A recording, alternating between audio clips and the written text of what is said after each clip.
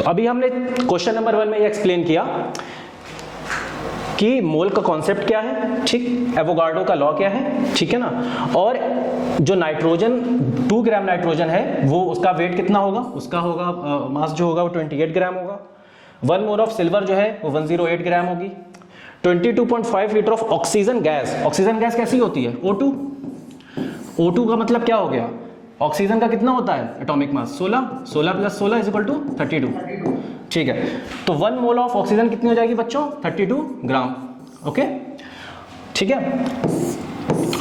And 6.023 10⁻23 atoms of carbon, 1 mole carbon atom हुए और carbon का एटॉमिक मास कितना होता है 12, तो ये कितना हो जाएगा 12 ग्राम।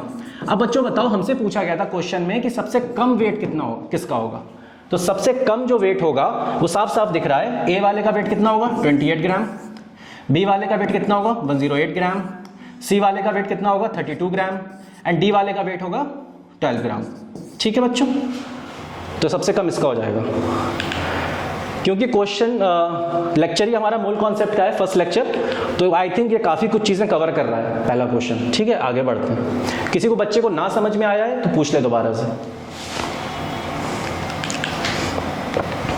देखो एवोगाड्रो ने क्या बोला, एवोगाड्रो ने ये बोला कि अगर नंबर ऑफ मॉलिक्यूल्स बराबर हैं, अगर नंबर ऑफ पार्टिकल्स या मॉलिक्यूल्स जो हैं वो बराबर हैं, मान लो इसमें भी n है, इसमें भी n है, इसमें भी n है, इसमें भी n है, भले ही अलग अलग गैसेस हैं तो वो जगह जो घेरेंगी वो बराबर जगह घेरेंगी। मतलब अगर ये जो है इसकी वॉल्यूम अगर 2 लीटर होगी तो इसकी वॉल्यूम भी 2 लीटर होगी, इसकी वॉल्यूम भी 2 लीटर होगी और इसकी वॉल्यूम भी 2 लीटर होगी, सबकी वॉल्यूम बराबर होगी अगर नंबर ऑफ मॉलिक्यूल्स जो है वो बराबर हैं, ठीक है। ऑक्सीजन के मॉलिक्यूल हो, H2O के मॉलिक्यूल हो, NH3 के मॉलिक्यूल हो, HCl के मॉलिक्यूल हो, किसी के भी मॉलिक्यूल हो। अब आप कहोगे सर आप मॉलिक्यूल कर रहे हो तो नोबल गैस का क्या होगा, नोबल गैस में भी सेम चीज लागू होगी, उसका जो एक एटम होता है वही एक मॉलिक्यूल ही होता है, क्योंकि वो स्टेबल होता है, उसे न टूटना होता है रिएक्शन में, न जुड़ना होता है किसी के साथ, ठीक है। ये चीज समझ में आई? Yes sir. ओके, अब यहां पर वही चीज एक्सप्लेन करी गई है कि ये नाइट्रोजन का मास है, सिल्वर का मास है 28 ग्राम्स, ओह ठीक है 2 ग्राम एटम्स, ठीक है।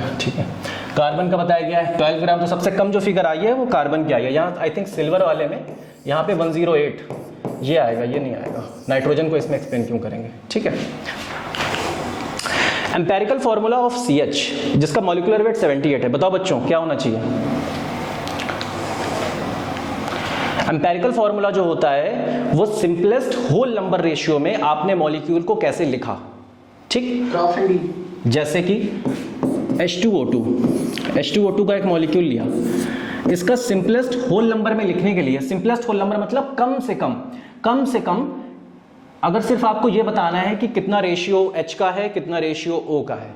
अभी यहां क्या पता चल रहा है 50% ऐसा दिख रहा है ना। अगर मास ना पता हो तुम्हें, अगर मास ना पता हो, मास को इमेजिन ना करो, तो 2 हाइड्रोजन है 2 ऑक्सीजन है, ठीक है, तो रेशियो क्या है 2:2, 2 कैंसिल हो गया तो रेशियो क्या आ गया 1:1, ठीक। सिंपलेस्ट होल नंबर रेशियो, कम से कम रेशियो करने के लिए क्या करना पड़ेगा, दोनों को 2 से डिवाइड कर दो, HO, तो ये क्या आ गया, ये है इसका एम्पेरिकल फॉर्मूला, ठीक।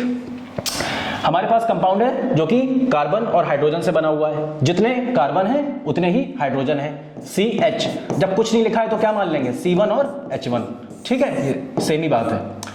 अब बच्चों ये बताओ कि C1 और H1 है, उसका C1 और H1 जो है उसका वेट कितना होगा, उसका वेट कितना होगा मॉलिक्यूलर मास, कार्बन का 12, इसका 13 हो जाएगा, ठीक है।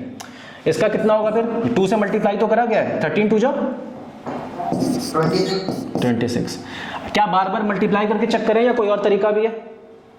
सर यहाँ से इनकी वैल्यू डायरेक्टली 78 से डिवाइड, सिंपल से क्या करते हैं कि एक C और H जो दिया गया है एम्पेरिकल, उस एम्पेरिकल वाले का क्या बना लेते हैं, उसका मास निकाल लेते हैं, उसका मास आ गया 13, फिर ये देख लेते हैं कि टोटल कितना मास है, टोटल में से उसे डिवाइड कर देंगे, n की वैल्यू आ जाएगी, ठीक है। टोटल है आपका 78, किससे डिवाइड करा 78 को, हमने डिवाइड करा 13 से, क्या वैल्यू आएगी बच्चों 6 वैल्यू आएगी, तो ये हो गया C6H6। कैसा होता है ये C6H6, क्या बोलते हैं इसको, कुछ पता है, देखा सा लगा, ये है C6H6, ठीक है, बेंजीन बोलते हैं, आगे चल के पढ़ोगे तुम ऑर्गेनिक में, ठीक है। चलो आगे बढ़ते हैं। What is the total mass of products in the following equation? बताओ बच्चों,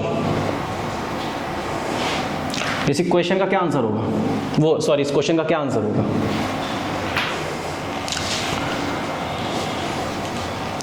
पोटेशियम है, क्लोरीन है और ऑक्सीजन है। पहले तो ये बताओ प्रोडक्ट्स कौन से होंगे इसमें?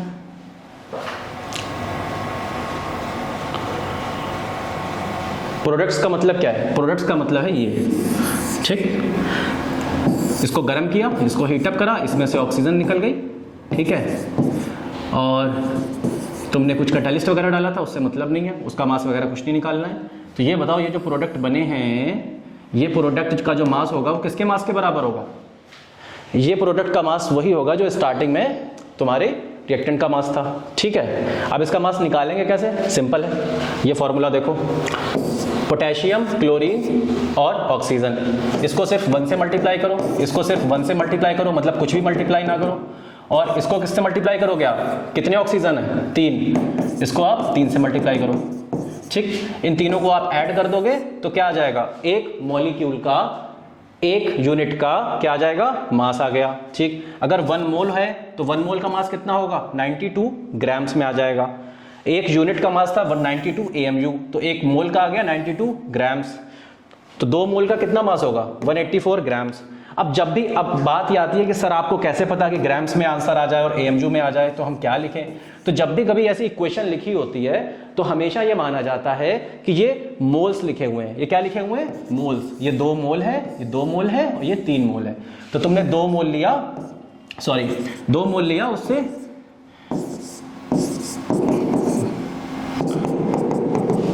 2 मोल बना तुम्हारा पोटेशियम क्लोराइड और 3 मोल तुम्हारा ऑक्सीजन उड़ गया हवा में, ठीक है। मॉलिक्यूल लेवल पे अगर लिखा हो स्पेशली कहीं कि ये एक मॉलिक्यूल के लिए इक्वेशन लिखी गई है तो ठीक है, वरना हम मानेंगे हमेशा जब भी कोई इक्वेशन लिखी हुई है कि ये मोल्स के लिए लिखी गई है, ठीक है। इक्वेशन यही रिप्रेजेंट करती है कि कितने मोल कौन सी चीज है, कौन सा सब्सटेंस कितने मोल है। चलो नेक्स्ट क्वेश्चन देखो, एटॉमिक मास को किसमें एक्सप्रेस किया जाता है? ग्राम्स में करते हैं, किसमें करते हैं बताओ? AMU में करते हैं। AMU का मतलब एटॉमिक मास यूनिट, ठीक है। कभी कभी U भी लिख देते हैं, सिर्फ U लिख दिया। इसका मतलब क्या होता है? इसका मतलब होता है 1 प्रोटॉन के बराबर, ठीक। अभी बहुत मैं वेग डेफिनेशन बता रहा हूँ, अब ये एग्जैक्ट मत चले जाना कि सर 1 प्रोटॉन के बराबर नहीं होता है, थोड़ा सा डिफरेंस होता है। हाँ होता है, थोड़ा सा डिफरेंस मानते हैं, ठीक है। एक वेग डेफिनेशन है, एक अंदाजा लगाने के लिए कि एलिमेंट है, उसका एक एटम है, उसमें जितने प्रोटॉन हैं उतने ही AMU हो जाएंगे, बस ये। अगर जैसे हाइड्रोजन है तो हाइड्रोजन 1 AMU, ठीक। हीलियम है, हीलियम में 2 प्रोटॉन है तो 2 AMU, ठीक है। इस तरीके से होता है। अब प्रोटॉन और न्यूट्रॉन का भी जो मास है वो लगभग बराबर होता है, ठीक है। अब टेक्निकलिटीज में चले जाओगे, पार्टिकल फिजिक्स लगा दोगे तो वहां पे भी तुम्हें डिफरेंस मिल जाएगा, तो उतना डेप्थ में यहाँ नहीं जाना है। यहाँ इन जनरल हम सीख रहे हैं, तो एटॉमिक मास AMU में लिखा जाता है, ठीक है।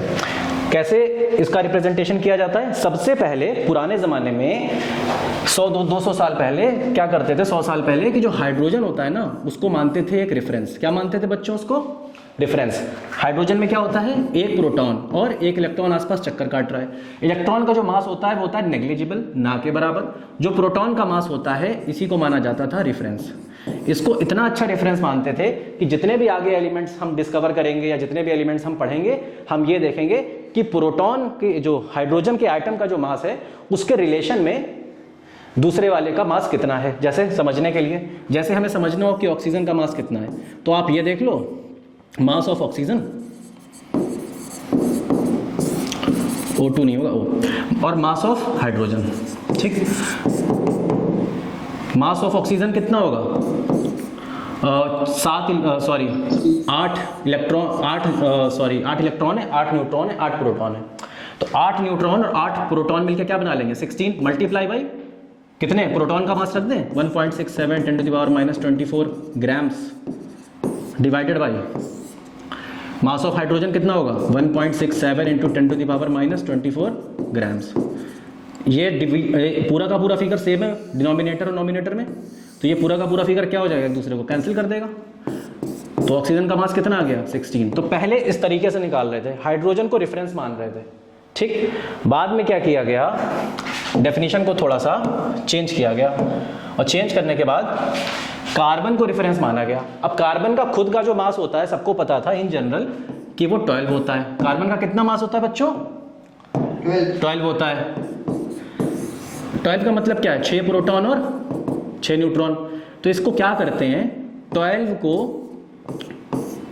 क्या करें, इसको हम लोग अगर कार्बन का जो मास है उसको 12 से अगर डिवाइड कर दें, जितना भी मास हो, जो भी मास है कार्बन का, एक रेफरेंस बनाना पड़ता है हर चीज के लिए। कोई तुमसे पूछे कि तुम्हारा घर कितनी दूर है, तुम कहोगे कितनी दूर है, मतलब किससे कितनी दूर है, स्टेशन से कितनी दूर है, बस स्टॉप से कितनी दूर है, एयरपोर्ट से कितनी दूर है, ये सवाल बनेगा ना।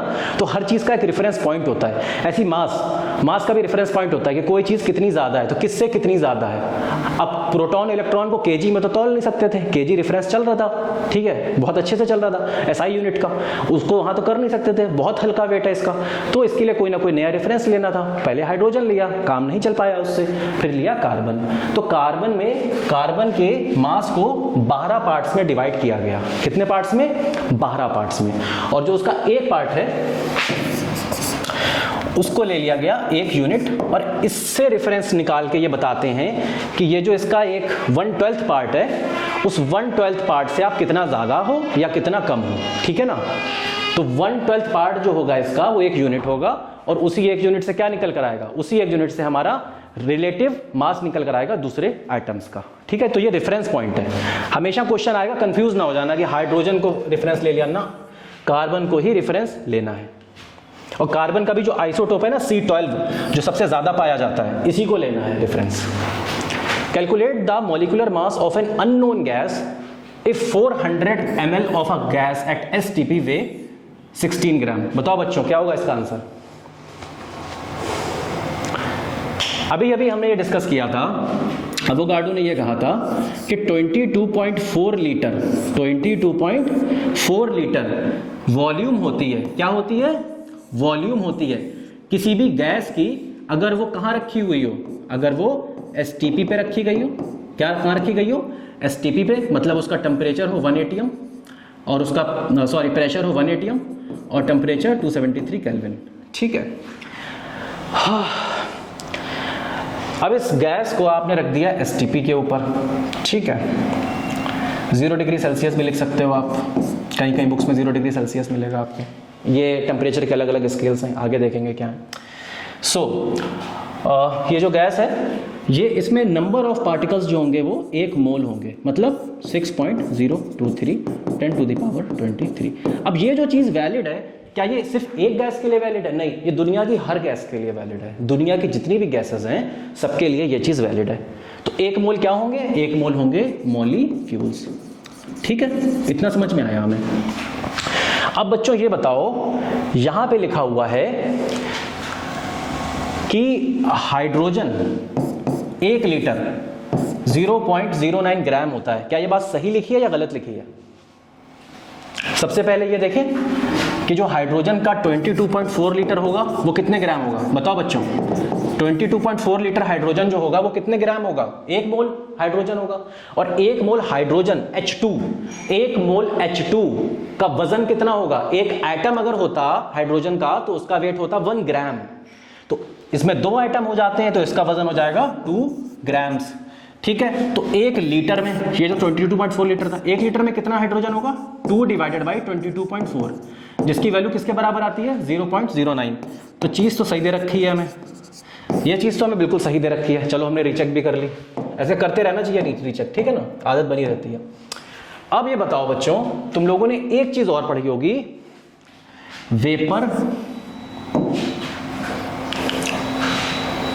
वेपर डेंसिटी के बारे में। कुछ याद आ रहा है वेपर डेंसिटी क्या होती है? वेपर डेंसिटी किसी को याद आ रहा है? नहीं आ रहा है? आओ सीखें। देखो सबसे पहले ये देखो क्वेश्चन में गिवन क्या है, फिर आगे वेपर डेंसिटी बीच में डिस्कस करेंगे। 400 ml तुमने एक गैस ली जिसके बारे में तुम्हें ज़्यादा जानकारी नहीं है, और तुम्हें ये पता है कि इसका वेट कितना है, इसका वेट है 16 ग्राम्स, इसका वजन है 16 ग्राम्स। सो 400 ml का वेट अगर 16 ग्राम्स है तो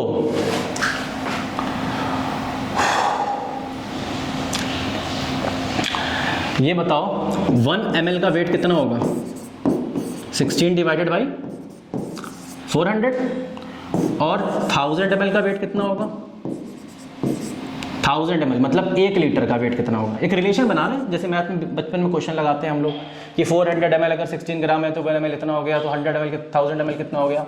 16 डिवाइडेड बाई 400 इंटू 1000। ठीक है, 100 से ये कटा, 4 से 4 कटा, आंसर आ गया 40 ग्राम्स। ठीक, अब हमें ये पता चल गया कि अगर 1 लीटर हम ये अननोन गैस लेंगे 1 लीटर तो उसका वेट होगा 40 ग्राम। यहां तक तो बहुत इजी लग रहा होगा, कोई प्रॉब्लम? ठीक है, ठीक है। अब देखो वेपर डेंसिटी क्या कहती है, वेपर डेंसिटी क्या कहती है? अच्छा, वेपर डेंसिटी होगी क्या? वेपर की डेंसिटी, और वेपर क्या होते हैं? वेपर होते हैं वो गैस के मॉलिक्यूल जो हवा में उड़ रहे हैं। ठीक, तो क्या करेंगे, डेंसिटी जिसकी निकालनी है, मान low density of a gas, ठीक, कोई भी गैस ले ली। अब डेंसिटी का भी क्या करना पड़ेगा, एक रेफरेंस पॉइंट लेना पड़ेगा कि कहां से डेंसिटी को तुम रिलेट कर रहे हो। ठीक, डेंसिटी कहां से शुरू हो रही है, जैसे हर चीज की एक शुरुआत होती है ना, जीरो से या कहीं से। तो वेपर डेंसिटी की शुरुआत अगर करनी है तो तुम्हें कोई ऐसा वेपर चुनना पड़ेगा जिसकी डेंसिटी सबसे कम हो। और कौन सा ऐसा वेपर होगा जिसकी डेंसिटी सबसे कम होगी? जिसका मास सबसे कम होगा, क्योंकि density is equal to mass upon volume. ठीक है, मास किसका कम होता है? हाइड्रोजन गैस का। उससे कम नहीं, सबसे कम हाइड्रोजन गैस। हीलियम का 4 हो जाता है, हाइड्रोजन का 2। तो एक काम करते हैं, हाइड्रोजन गैस की डेंसिटी से इसको डिवाइड कर देते हैं। ठीक, डेंसिटी ऑफ H2 गैस, ये कोई और गैस थी, मान लो X गैस थी, कोई भी गैस थी। वेपर डेंसिटी क्या निकालना है? वेपर डेंसिटी किसी गैस के निकालना है, मान लो कोई X गैस है, कोई भी गैस है, मैं नाम नहीं पता उसका। अब डेंसिटी क्या होता है? मास अपॉन वॉल्यूम। तो मास ऑफ गैस, गैस का जब मास लेंगे तो कौन सा लेंगे? Molecular mass. तो molecular mass of gas divided by volume divided by molecular mass of H2 divided by volume. अगर ये दोनों वॉल्यूम सेम हुई, कौन सी वाली? ये दोनों वॉल्यूम अगर क्या हुई? सेम। अगर सेम ही कंटेनर है, ठीक है, सेम कंटेनर में आपने भर रखा है, अगर ये वॉल्यूम सेम हुई तो ये कट जाएंगी तो क्या बचेगा? Molecular mass of a gas divided by molecular mass of H2। Same volume में, किसमें? In similar volume. Same volume में उस गैस का कितना मॉलिक्यूलर मास है? ठीक है, और H2 का कितना मास है? मॉलिक्यूलर मास तो एक स्पेशल कंडीशन हो जाएगी जब वो 1 मोल होंगे। ठीक है, जब वो 1 मोल होंगे तब हो जाएगी कि गैस का कितना मास है और हाइड्रोजन का कितना मास है। तो अब बताओ बच्चों, 1000 ml गैस में कितना वेट आ रहा था, कितना मास आ रहा था? 40 ग्राम्स। हमें निकालनी है vapour density of a gas. तो vapour density of a gas is defined as the mass of a gas divided by the mass of hydrogen gas. ठीक, इन सिमिलर वॉल्यूम।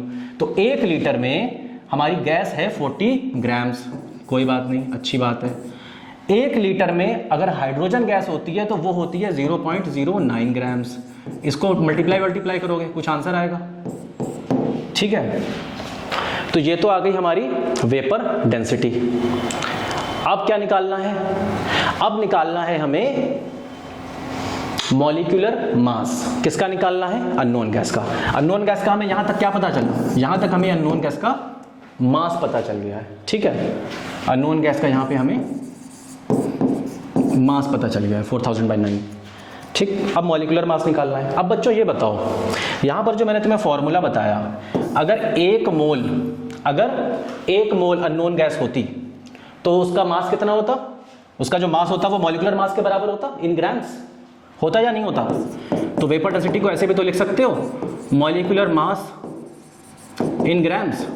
ठीक, और उसी कंटेनर में, सेम वॉल्यूम की बात कर रहे हैं, अगर 1 मोल नॉर्मल गैस है तो हाइड्रोजन भी 1 ही मोल होगी, तो हाइड्रोजन का भी क्या बनेगा? मॉलिक्यूलर मास, ठीक, ऑफ हाइड्रोजन। और वो कितना होता है? मॉलिक्यूलर मास ऑफ हाइड्रोजन होता है 2। ठीक, अब मॉलिक्यूलर मास ऑफ हाइड्रोजन होता है 2 और मॉलिक्यूलर मास ऑफ गैस जो है हमें निकालना है। तो हमें मॉलिक्यूलर मास ऑफ गैस निकालना है, तो मॉलिक्यूलर मास ऑफ गैस जो होगा, मॉलिक्यूलर मास ऑफ गैस जो होगा वो कितना हो जाएगा 2 मल्टीप्लाई बाई वेपर डेंसिटी। ये वेपर डेंसिटी तो है, और यहां पर हमने क्या निकाल लिया गैस का, वेपर डेंसिटी। ठीक, अब इसी वेपर डेंसिटी को मल्टीप्लाई कर दो, 2 मल्टीप्लाई बाई 4000 डिवाइडेड बाई 9, तो ये आंसर आएगा आपका 888.8। ठीक है ना, इस तरीके से अननोन गैस का मॉलिक्यूलर मास निकाला। ठीक है, यस सर।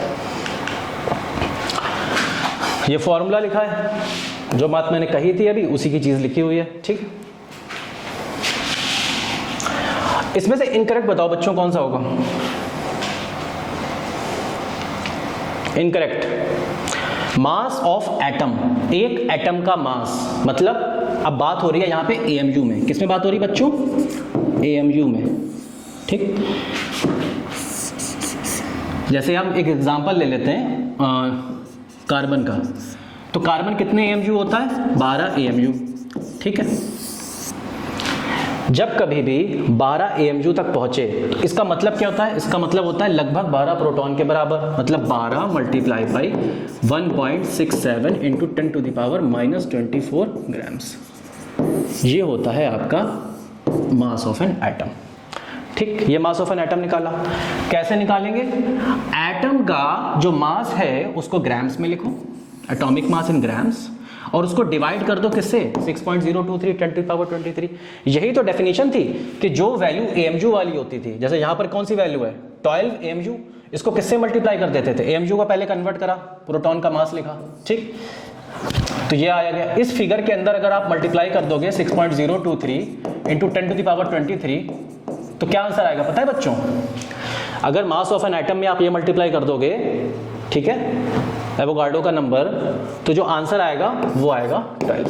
ये 12 था, ये सब आपस में क्या करेंगे, एक दूसरे को कैंसिल आउट कर देंगे, ये पूरा का पूरा एक दूसरे को क्या कर देंगे, कैंसिल आउट कर देंगे, और आंसर आ जाएगा 12 किसमें, ग्राम्स में।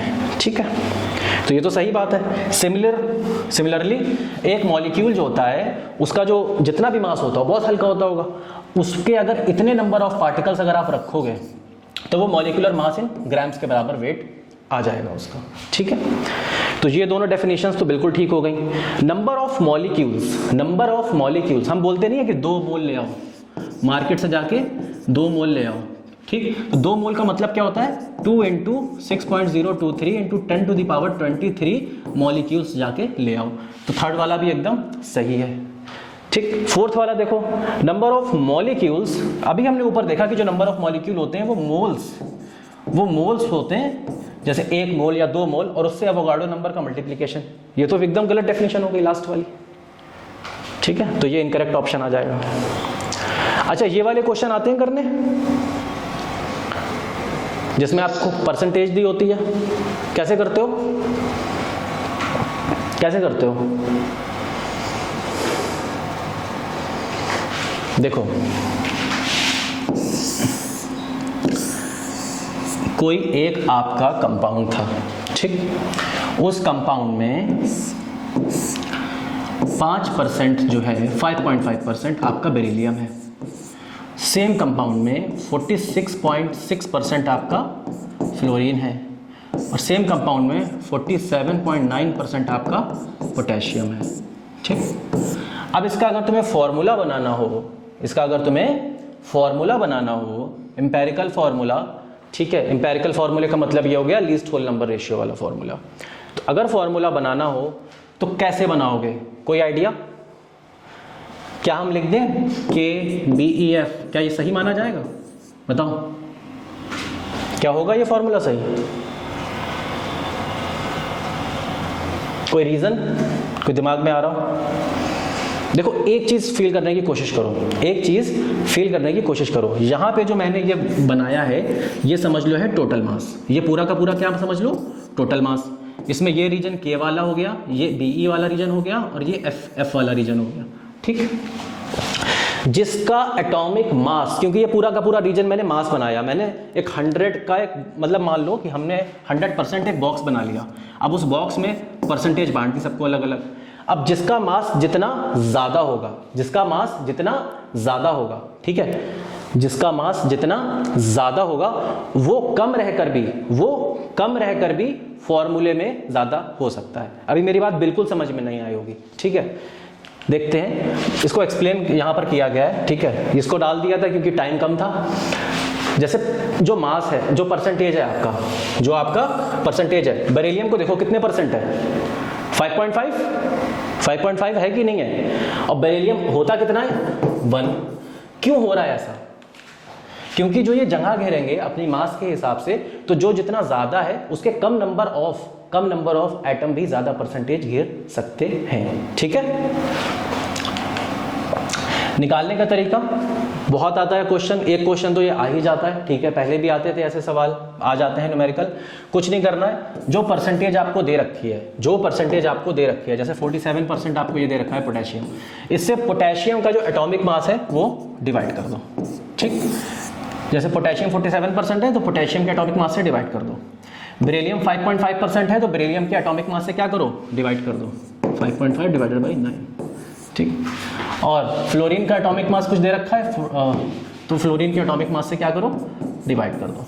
इसे डिवाइड करके तुम्हारे पास एक न्यूमेरिकल वैल्यू आएगी, वो ये बताएगी कि रेशियो कितना कितना है। जो न्यूमेरिकल वैल्यू तुम्हारे पास आएगी वो ये बताएगी कि रेशियो कितना कितना है, तीनों एटम्स का एक दूसरे के साथ कितना कितना रेशियो है। अब वो वैल्यू अगर 0.3 आती है या 0.5 आती है, अब हम कभी फॉर्मूला लिखते हैं तो यहाँ पे कभी 0.5 या 0.3 तो लिखते नहीं है। मिनिमम वैल्यू यहाँ पे क्या होती है, 1 होती है।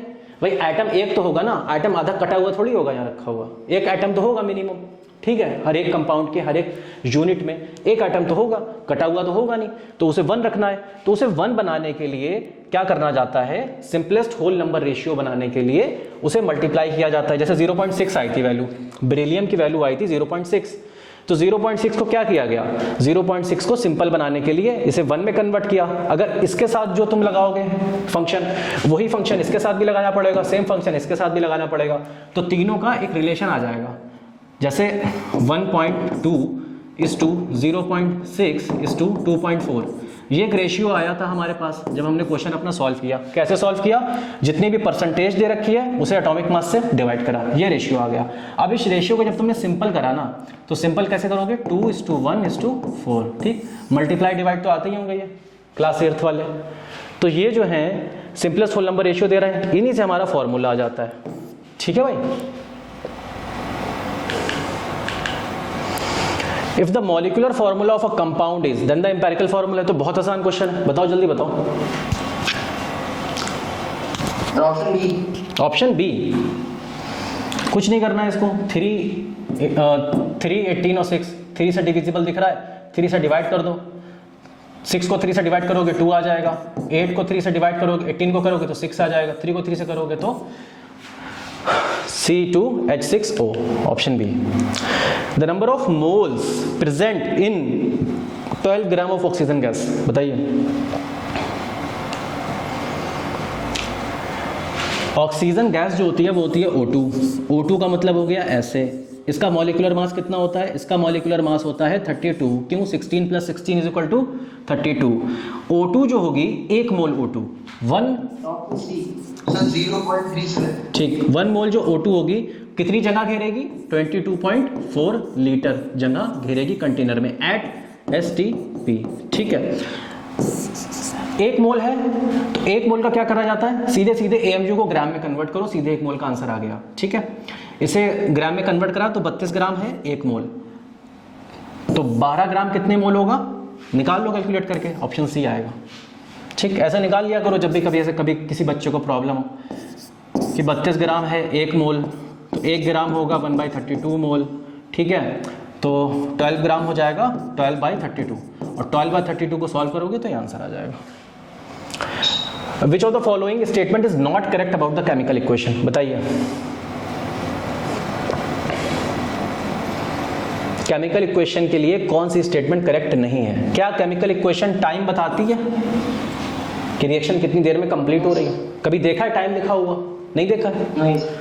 क्या कंसंट्रेशन बताती है रिएक्टेंट और प्रोडक्ट्स का, कभी किसी क्वेश्चन में देखा है concentration of reactant and product. Concentration का मतलब यह है कि बीकर में कितना पानी था, उसमें कितना तुमने NaCl डाला, कितना तुमने H2SO4 डाला, कितना घुमाया, क्या लिखा होता है किसी क्वेश्चन में, कि कितने मोल तुमने पानी में डाले, कितने मोल सॉल्यूट के सॉल्वेंट में डाले? क्या लिखा होता है ऐसा कहीं? नहीं सर, बस कॉन्सेंट्रेटेड डाइल्यूट लिखा रहता है। हाँ, प्रॉपर कंसंट्रेशन नहीं लिखा रहता ना। चलो ये भी नहीं होता। क्या ये पता चलता है कि एक्सोथर्मिक या एंडोथर्मिक है? रिएक्शन देख के बता सकते हो किसी भी रिएक्शन को देख के एक्सोथर्मिक है कि एंडोथर्मिक है? Yes sir. कैसे बताते हो? तो प्लस माइनस डेल्टा साइन से। अगर ना लिखा हो तो तब नहीं बता पाएंगे। तो जो केमिकल इक्वेशन बेसिक डेफिनेशन है उसकी, उसमें नहीं बता सकते हैं, ठीक है। अगर लिखा हो, और वो जब लिखा जाता है तो वो ऐसे नहीं कि डायरेक्ट लिख दिया। देखो केमिकल इक्वेशन तो डायरेक्ट लिख दिया हमने, लेकिन वो ऐसा नहीं कि डायरेक्ट लिख दिया। उसके लिए आपको हर एक बॉन्ड की एंथैल्पी पता होनी चाहिए कि हर एक बॉन्ड टूटेगा तो कितनी एनर्जी के साथ, हर एक बॉन्ड जुड़ेगा तो कितनी एनर्जी के साथ, लैटिस बनेगा तो उसकी एनर्जी कितनी होगी। ये सारी चीजें क्या लिखी होती हैं किसी इक्वेशन में? ये सारी चीजें नहीं लिखी होती हैं, ठीक है। तो ये सारी की सारी चीजें जो है वो एक केमिकल इक्वेशन रिप्रेजेंट नहीं करती है। चाहो तो इसका स्नैपशॉट ले लो, यही चीज़ है लिखी हुई। तो केमिकल इक्वेशन क्या करती है? फिजिकल स्टेट को शो करती है। क्या करती है?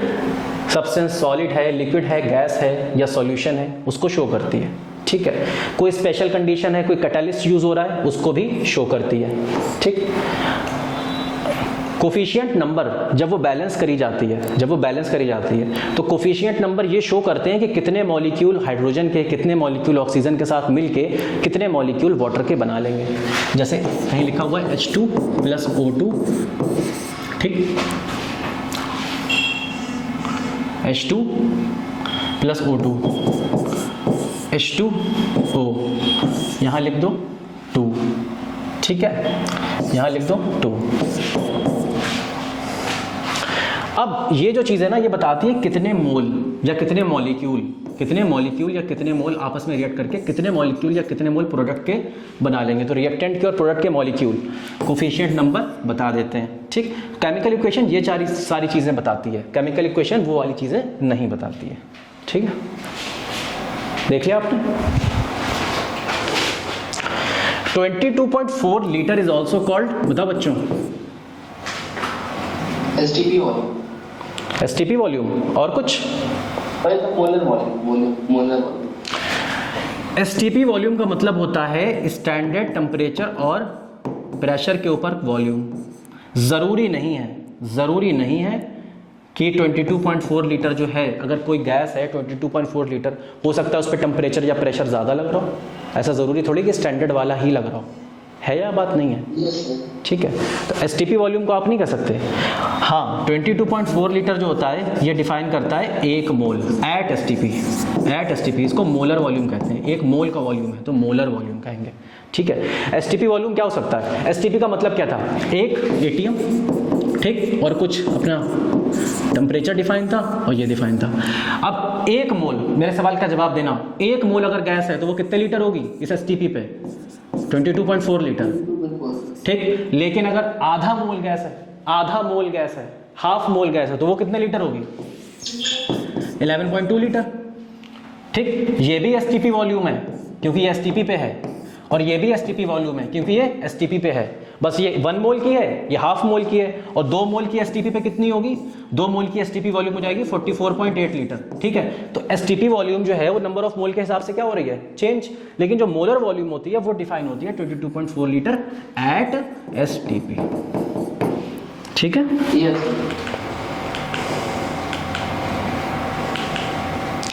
बॉयल्स लॉ क्या बताता है? Temperature constant. होता क्या है? Sir P1 is equal to P2 V1 constant. अच्छा एक चीज बताओ, तुमने किसी गुब्बारे को कभी ऐसे दबाने की कोशिश करी है? कभी प्रेस करने की कोशिश करी है? कर पाते हो प्रेस? उसकी वॉल्यूम कम करने की कोशिश करिए किसी चीज की एट कांस्टेंट टेम्परेचर। गैस है एक बलून में भरी हुई, उसकी वॉल्यूम कम करने की कोशिश करोगे तो क्या होगा? प्रेशर बढ़ेगा या नहीं बढ़ेगा? Yes sir. क्यों बढ़ता है प्रेशर? आओ देखते हैं, ठीक। होता क्या है? Eight constant temperature, if the temperature is constant, अगर आप वॉल्यूम को कम करते जाओगे तो प्रेशर क्या होगा? बढ़ता जाएगा, ठीक। तो pressure is inversely proportional to volume. Pressure is inversely proportional to volume, यहां तक तो बहुत अच्छा लगा। अब इस इन्वर्सली प्रोपोर्शनल को जब कन्वर्ट करना होता है इज इक्वल टू में, तो कैसे करते हैं, एक कांस्टेंट लगा देते हैं, ठीक। तो k is equal to p into V, ठीक, k is equal to p into V, constant is equal to p into V. अब ये बताओ, पहले कुछ वॉल्यूम थी, मान लो पहले कुछ प्रेशर था P1 और वॉल्यूम थी V1, ठीक। उसके बाद तुमने क्या किया, तुमने वॉल्यूम को कम करा, वॉल्यूम को कम करा, ठीक।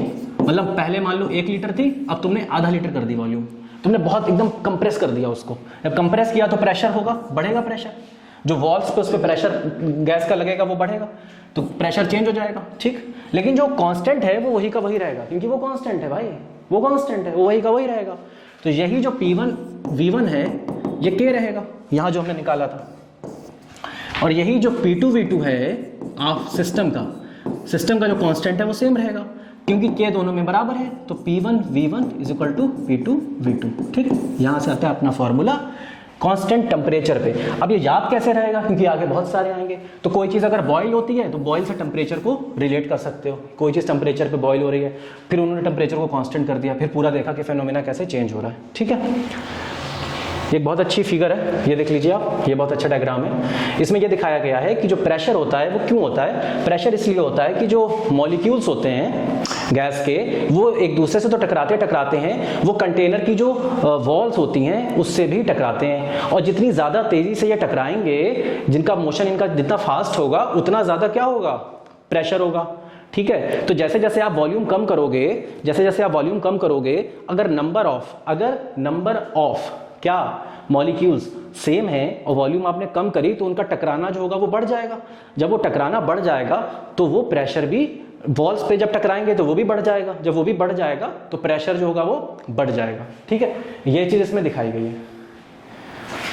अब इसका ग्राफ कैसा आता है वो देखो, एक एक्सेस पे मान लो प्रेशर, एक एक्सेस पे मान लो वॉल्यूम। अभी इसको मत देखना थोड़ी देर के लिए, ठीक है।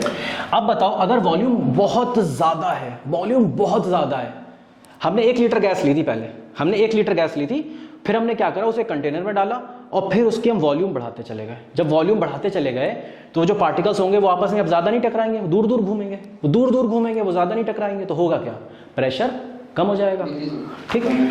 वॉल्यूम ज़्यादा है तो प्रेशर कम। अच्छा, वॉल्यूम अगर बहुत कम कर दी तो प्रेशर बहुत ज़्यादा हो जाएगा, ठीक।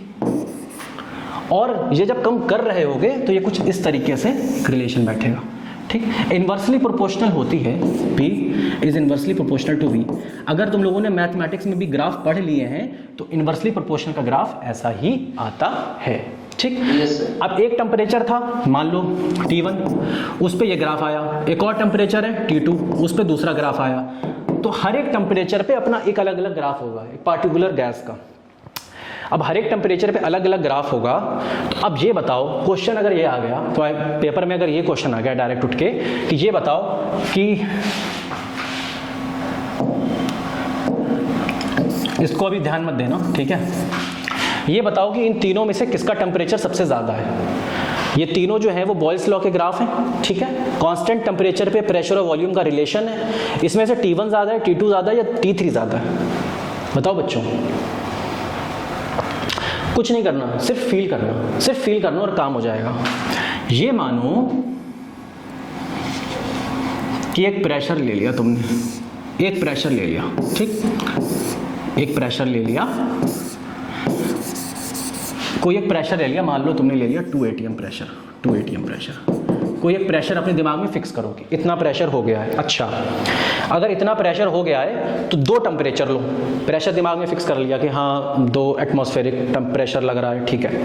अब दिमाग में क्या फिक्स करो, अब दिमाग में फिक्स करो 2 टेम्परेचर, एक ठंडा वाला और एक गर्म वाला।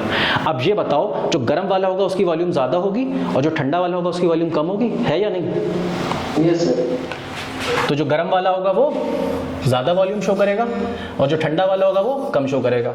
तो T3 जो होगा वो ज़्यादा होगा, T1 जो होगा वो कम होगा। हो गया सॉल्व। अब बीच में आ रहा है T2, तो वो भी सेम चीज़ फॉलो करेगा, T1, T2 और T3। सबसे ज़्यादा T3, फिर T2, फिर T1। ग्राफ जो है वो खिसकता चला हुआ आ रहा है, कहाँ, एक्सेस के पास, ठीक है। आगे बढ़े। ऑक्टा एटॉमिक मॉलिक्यूल, बताओ बच्चों, ऑक्टा एटॉमिक मॉलिक्यूल कौन सा है? देखो सर इसके बाद नहीं पढ़ा है। कोई बात नहीं, मॉलिक्यूल जो होते हैं वो होते हैं जो रिएक्शन तो कर लेते हैं जब उन्हें करनी हो, लेकिन उनका इंडिपेंडेंट एग्जिस्टेंस होता है। ठीक, जैसे हाइड्रोजन गैस, क्या ये मॉलिक्यूल है? हाँ जी। ऑक्सीजन गैस, क्या ये मॉलिक्यूल है? हाँ जी। HCl, क्या ये मॉलिक्यूल है? हाँ जी। अब ये बताओ बच्चों, क्या हाइड्रोजन आइटम एक मॉलिक्यूल है? नहीं। ठीक है, क्यों? इंडिपेंडेंट एग्जिस्ट नहीं करता। लेकिन हीलियम जो है, क्या वो मॉलिक्यूल है? आइटम तो है, ये मॉलिक्यूल भी है, क्योंकि हीलियम की गैस तुमने गुब्बारों में देखी होगी। तो हीलियम जो है वो एक ऐसा अनोखा मॉलिक्यूल है जिसमें सिर्फ एक ही एटम है। ऐसा अनोखा मॉलिक्यूल है जिसमें सिर्फ एक ही एटम है। तो चलो इसको एक नाम देते हैं। तो हीलियम वाले को हमने नाम दे दिया, हीलियम है या नियॉन है। अगर गैस भरी हुई है तो हम कहेंगे इसमें मोनो एटॉमिक गैस है। क्या बोलेंगे बच्चों? मोनो, एक, एटॉमिक। ठीक, कि नेचर में जब हीलियम को देखा गया, नेचर में कि हीलियम कैसा पाया जा रहा है, सिर्फ हीलियम एलिमेंट। अगर हीलियम एलिमेंट को देखा गया तो पता यह चला कि इसमें सिर्फ एक ही एटम होता है और हीलियम गैस होती है। ठीक है, जब हाइड्रोजन के पास गए कि हाइड्रोजन तुम्हारे पास कितने एटम हैं, तो हाइड्रोजन ने कहा कि भाई साहब हमारे पास 2 एटम है, हमारे पास 2 एटम है। हाइड्रोजन गैस मार्केट से लेकर आओ तो वो ये लेकर आओगे तुम, उसमें हाइड्रोजन के ढेर सारे मॉलिक्यूल्स होंगे। तो ये कौन सी गैस हो गई? क्या ये मोनो एटॉमिक हुई? अब इसमें 2 एटम है तो ये हो गई डायटॉमिक। ठीक है, इतना समझ में आया? कोई भी एलिमेंट अगर नेचर में पाया जा रहा है, कोई भी एलिमेंट नेचर में पाया जा रहा है, तो नोबल गैसेस के अलावा बाकी सारे के सारे के एटम्स तो स्टेबल होते नहीं है। अब एटम्स जब स्टेबल होते नहीं है तो एलिमेंट, अगर उसमें कोई भी और चीज़ मिली हुई नहीं है, मतलब जब हम हाइड्रोजन गैस की बात करते हैं तो उसमें कोई भी चीज़ नहीं है, ऑक्सीजन। तो हाइड्रोजन गैस जब तुम्हें नेचर में देखनी है कि कहाँ है, कैसी है, तो तुम्हें ऐसी मिलेगी, डायटॉमिक। ठीक है, अब बताओ बच्चों, फॉस्फोरस अगर तुम्हें नेचर में देखना हो, सॉलिड होता है। फॉस्फोरस क्या होता है? Solid, red phosphorus, white phosphorus. Phosphorus अगर तुम्हें नेचर में देखना हो तो फॉस्फोरस जो होता है, क्या P2 मिलता है या खाली P मिलता है? खाली P तो होता नहीं है, ना P2 होता है ना P3 होता है। तो फॉस्फोरस जो होता है वो होता है P4 की फॉर्म में।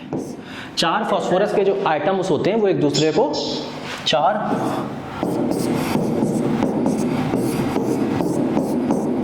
4 फॉस्फोरस के जो एटम्स होते हैं वो एक दूसरे को कनेक्ट करे होते हैं, बॉन्ड बनाए हुए होते हैं। ठीक है, इस तरीके से फॉस्फोरस मिलता है। अब इसे हीट अप करोगे, ये टूटेगा, उसके बाद किसी और के साथ रिएक्शन करेगा, कुछ और फॉस्फोरिक एसिड, फॉस्फेट कुछ बना लेगा। लेकिन जो हमारा सल्फर है ये बड़ा अनोखा है, इसे याद रखना, ये तो राजा। सल्फर कौन है? राजा। ठीक, कैसे राजा है आओ देखते हैं। सल्फर जो होता है वो S8 की फॉर्म में पाया जाता है। ठीक, फॉस्फोरस जहां P4 की फॉर्म में था, फॉस्फोरस किसकी फॉर्म में था? P4 की फॉर्म में था। ये व्हाइट फॉस्फोरस है और रेड फॉस्फोरस है, दोनों ही P4 होते हैं, दोनों ही P4 होते हैं। ठीक, कोई भी कंफ्यूज ना होना, बस उसका स्ट्रक्चर अलग अलग है। जब स्ट्रक्चर पढ़ेंगे तब उसको देखेंगे, स्ट्रक्चर अलग अलग है और कोई फर्क नहीं पड़ता। लेकिन जो सल्फर होता है ये S8 पाया जाता है। सल्फर जो होता है, सल्फर पाउडर देखा होगा, सल्फर जो होता है वो S8 की फॉर्म में पाया जाता है। सल्फर के 8 एटम्स एक दूसरे के साथ इस तरीके से बॉन्ड बनाए हुए होते हैं। ऊपर से देखोगे तो ऐसा व्यू आएगा, साइड से देखोगे तो ऐसा व्यू आएगा। मतलब लग नहीं रहा है राजा का ताज है? लग रहा है कि नहीं लग रहा है कि किंग का क्राउन है? ठीक है, तो तो इसको क्राउन से याद रखना, इसको क्राउन भी बोलते हैं। ठीक है, तो ऑक्टा में मतलब हो गया 8। ऑक्टा का मतलब बच्चों क्या हो गया? 8। तो ऑक्टा हो गया हमारा सल्फर, जिसमें सल्फर के एलिमेंटल फॉर्म में 8 एटम्स एक दूसरे के साथ बॉन्ड बनाए हुए हैं, जो हमें मिला ठीक नेचर में। लेकिन फास्फोरस जब गए तो उसमें 4 थे, तो इसको क्या बोलेंगे? टेट्राटॉम। बस हो गया, आंसर सॉल्व। 4 मैथमेटिकल एक्सप्रेशंस दे रखे हैं, इसमें से इनकरेक्ट वाला बताइए। ये तो सबसे ज्यादा करेक्ट है, molecular formula is equal to n into empirical formula. ठीक है, अभी हमने थोड़ी देर पहले क्या पढ़ा था? मोलर मास या फिर मॉलिक्यूलर मास किसके बराबर होता है? 2 इंटू वेपर डेंसिटी। ये भी ठीक है। नंबर ऑफ मोल्स यहां लिखा हुआ है atomic mass divided by mass of element in grams. क्या लिखा हुआ है? चलो इसको फिर देखते हैं, पहले नीचे पढ़ लें। मोलैरिटी, किसी भी सॉल्यूशन में तुमने कुछ घोला, तो नंबर ऑफ मोल्स जो तुमने घोले, मान लो तुमने NaCl घोला, ठीक, मान लो तुमने NaCl घोला और घोलने के बाद after solution has been made, ठीक है।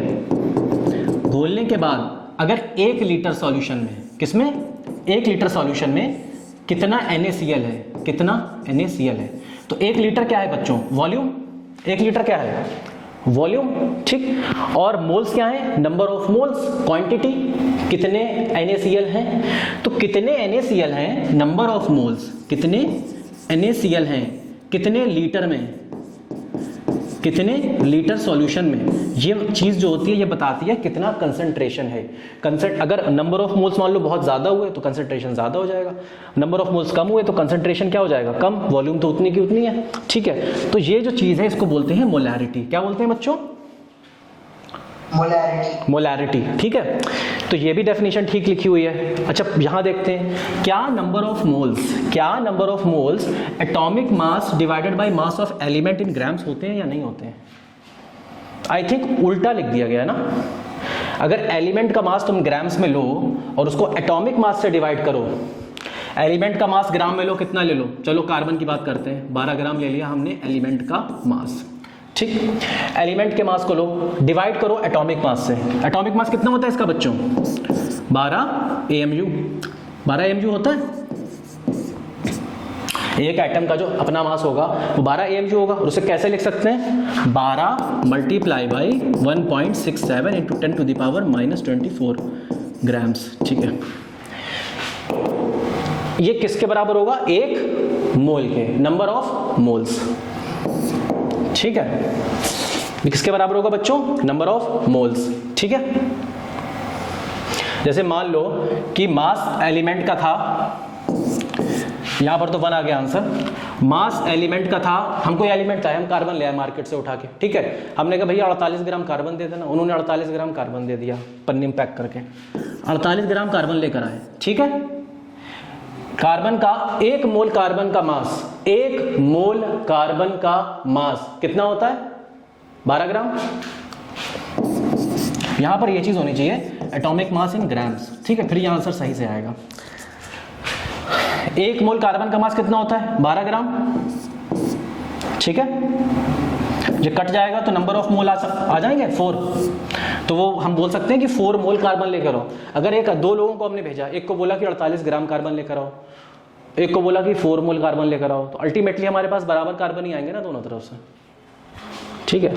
ये डेफिनेशन तब ठीक होती जब ये चीज ऊपर होती और ये चीज नीचे होती, लेकिन यहाँ पे ये डिनोमिनेटर में डाल दिया गया है, इसको डिनोमिनेटर में होना चाहिए था, तो ये डेफिनेशन हो जाएगी आपकी गलत। कार्बन डाइऑक्साइड जब बनती है CO से, कार्बन मोनोऑक्साइड से और ऑक्सीजन से, तो तीनों का क्या रेशियो होता है। ये रेशियो मोल्स में पूछा गया है, हो सकता है पेपर में आपसे वॉल्यूम में पूछ लिया जाए। किस में पूछ लिया जाए बच्चों, वॉल्यूम में, ठीक। आओ देखते हैं, कार्बन मोनोऑक्साइड को तुमने ऑक्सीजन के साथ डाला तो बना CO2। क्या ये क्वेश्चन बैलेंस है, नहीं बैलेंस है, और बैलेंस करते हैं।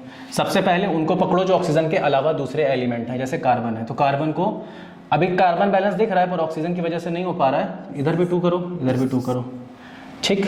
अब 2 कार्बन इधर हो गए, 2 कार्बन इधर हो गए, 4 ऑक्सीजन इधर हो गए, इधर कितने ऑक्सीजन हो गए, 4। इक्वेशन क्या हो गई, बैलेंस्ड, ठीक है।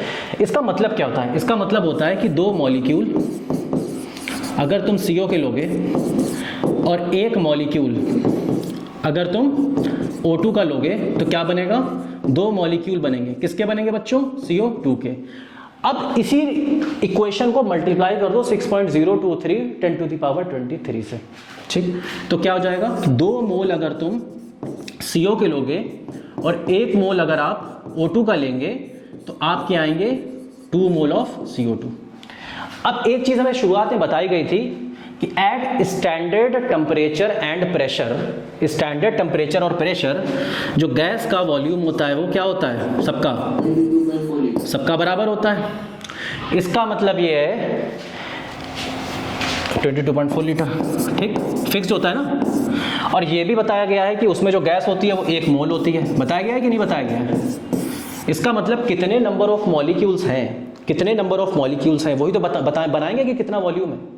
नंबर ऑफ मॉलिक्यूल्स वॉल्यूम बनाएंगे, ज़्यादा मॉलिक्यूल ज़्यादा वॉल्यूम, कम मॉलिक्यूल है कम वॉल्यूम। 1 मोल 1 मोल किसी भी गैस का इतने लीटर जगह घेरेंगे एट एसटीपी, है या नहीं?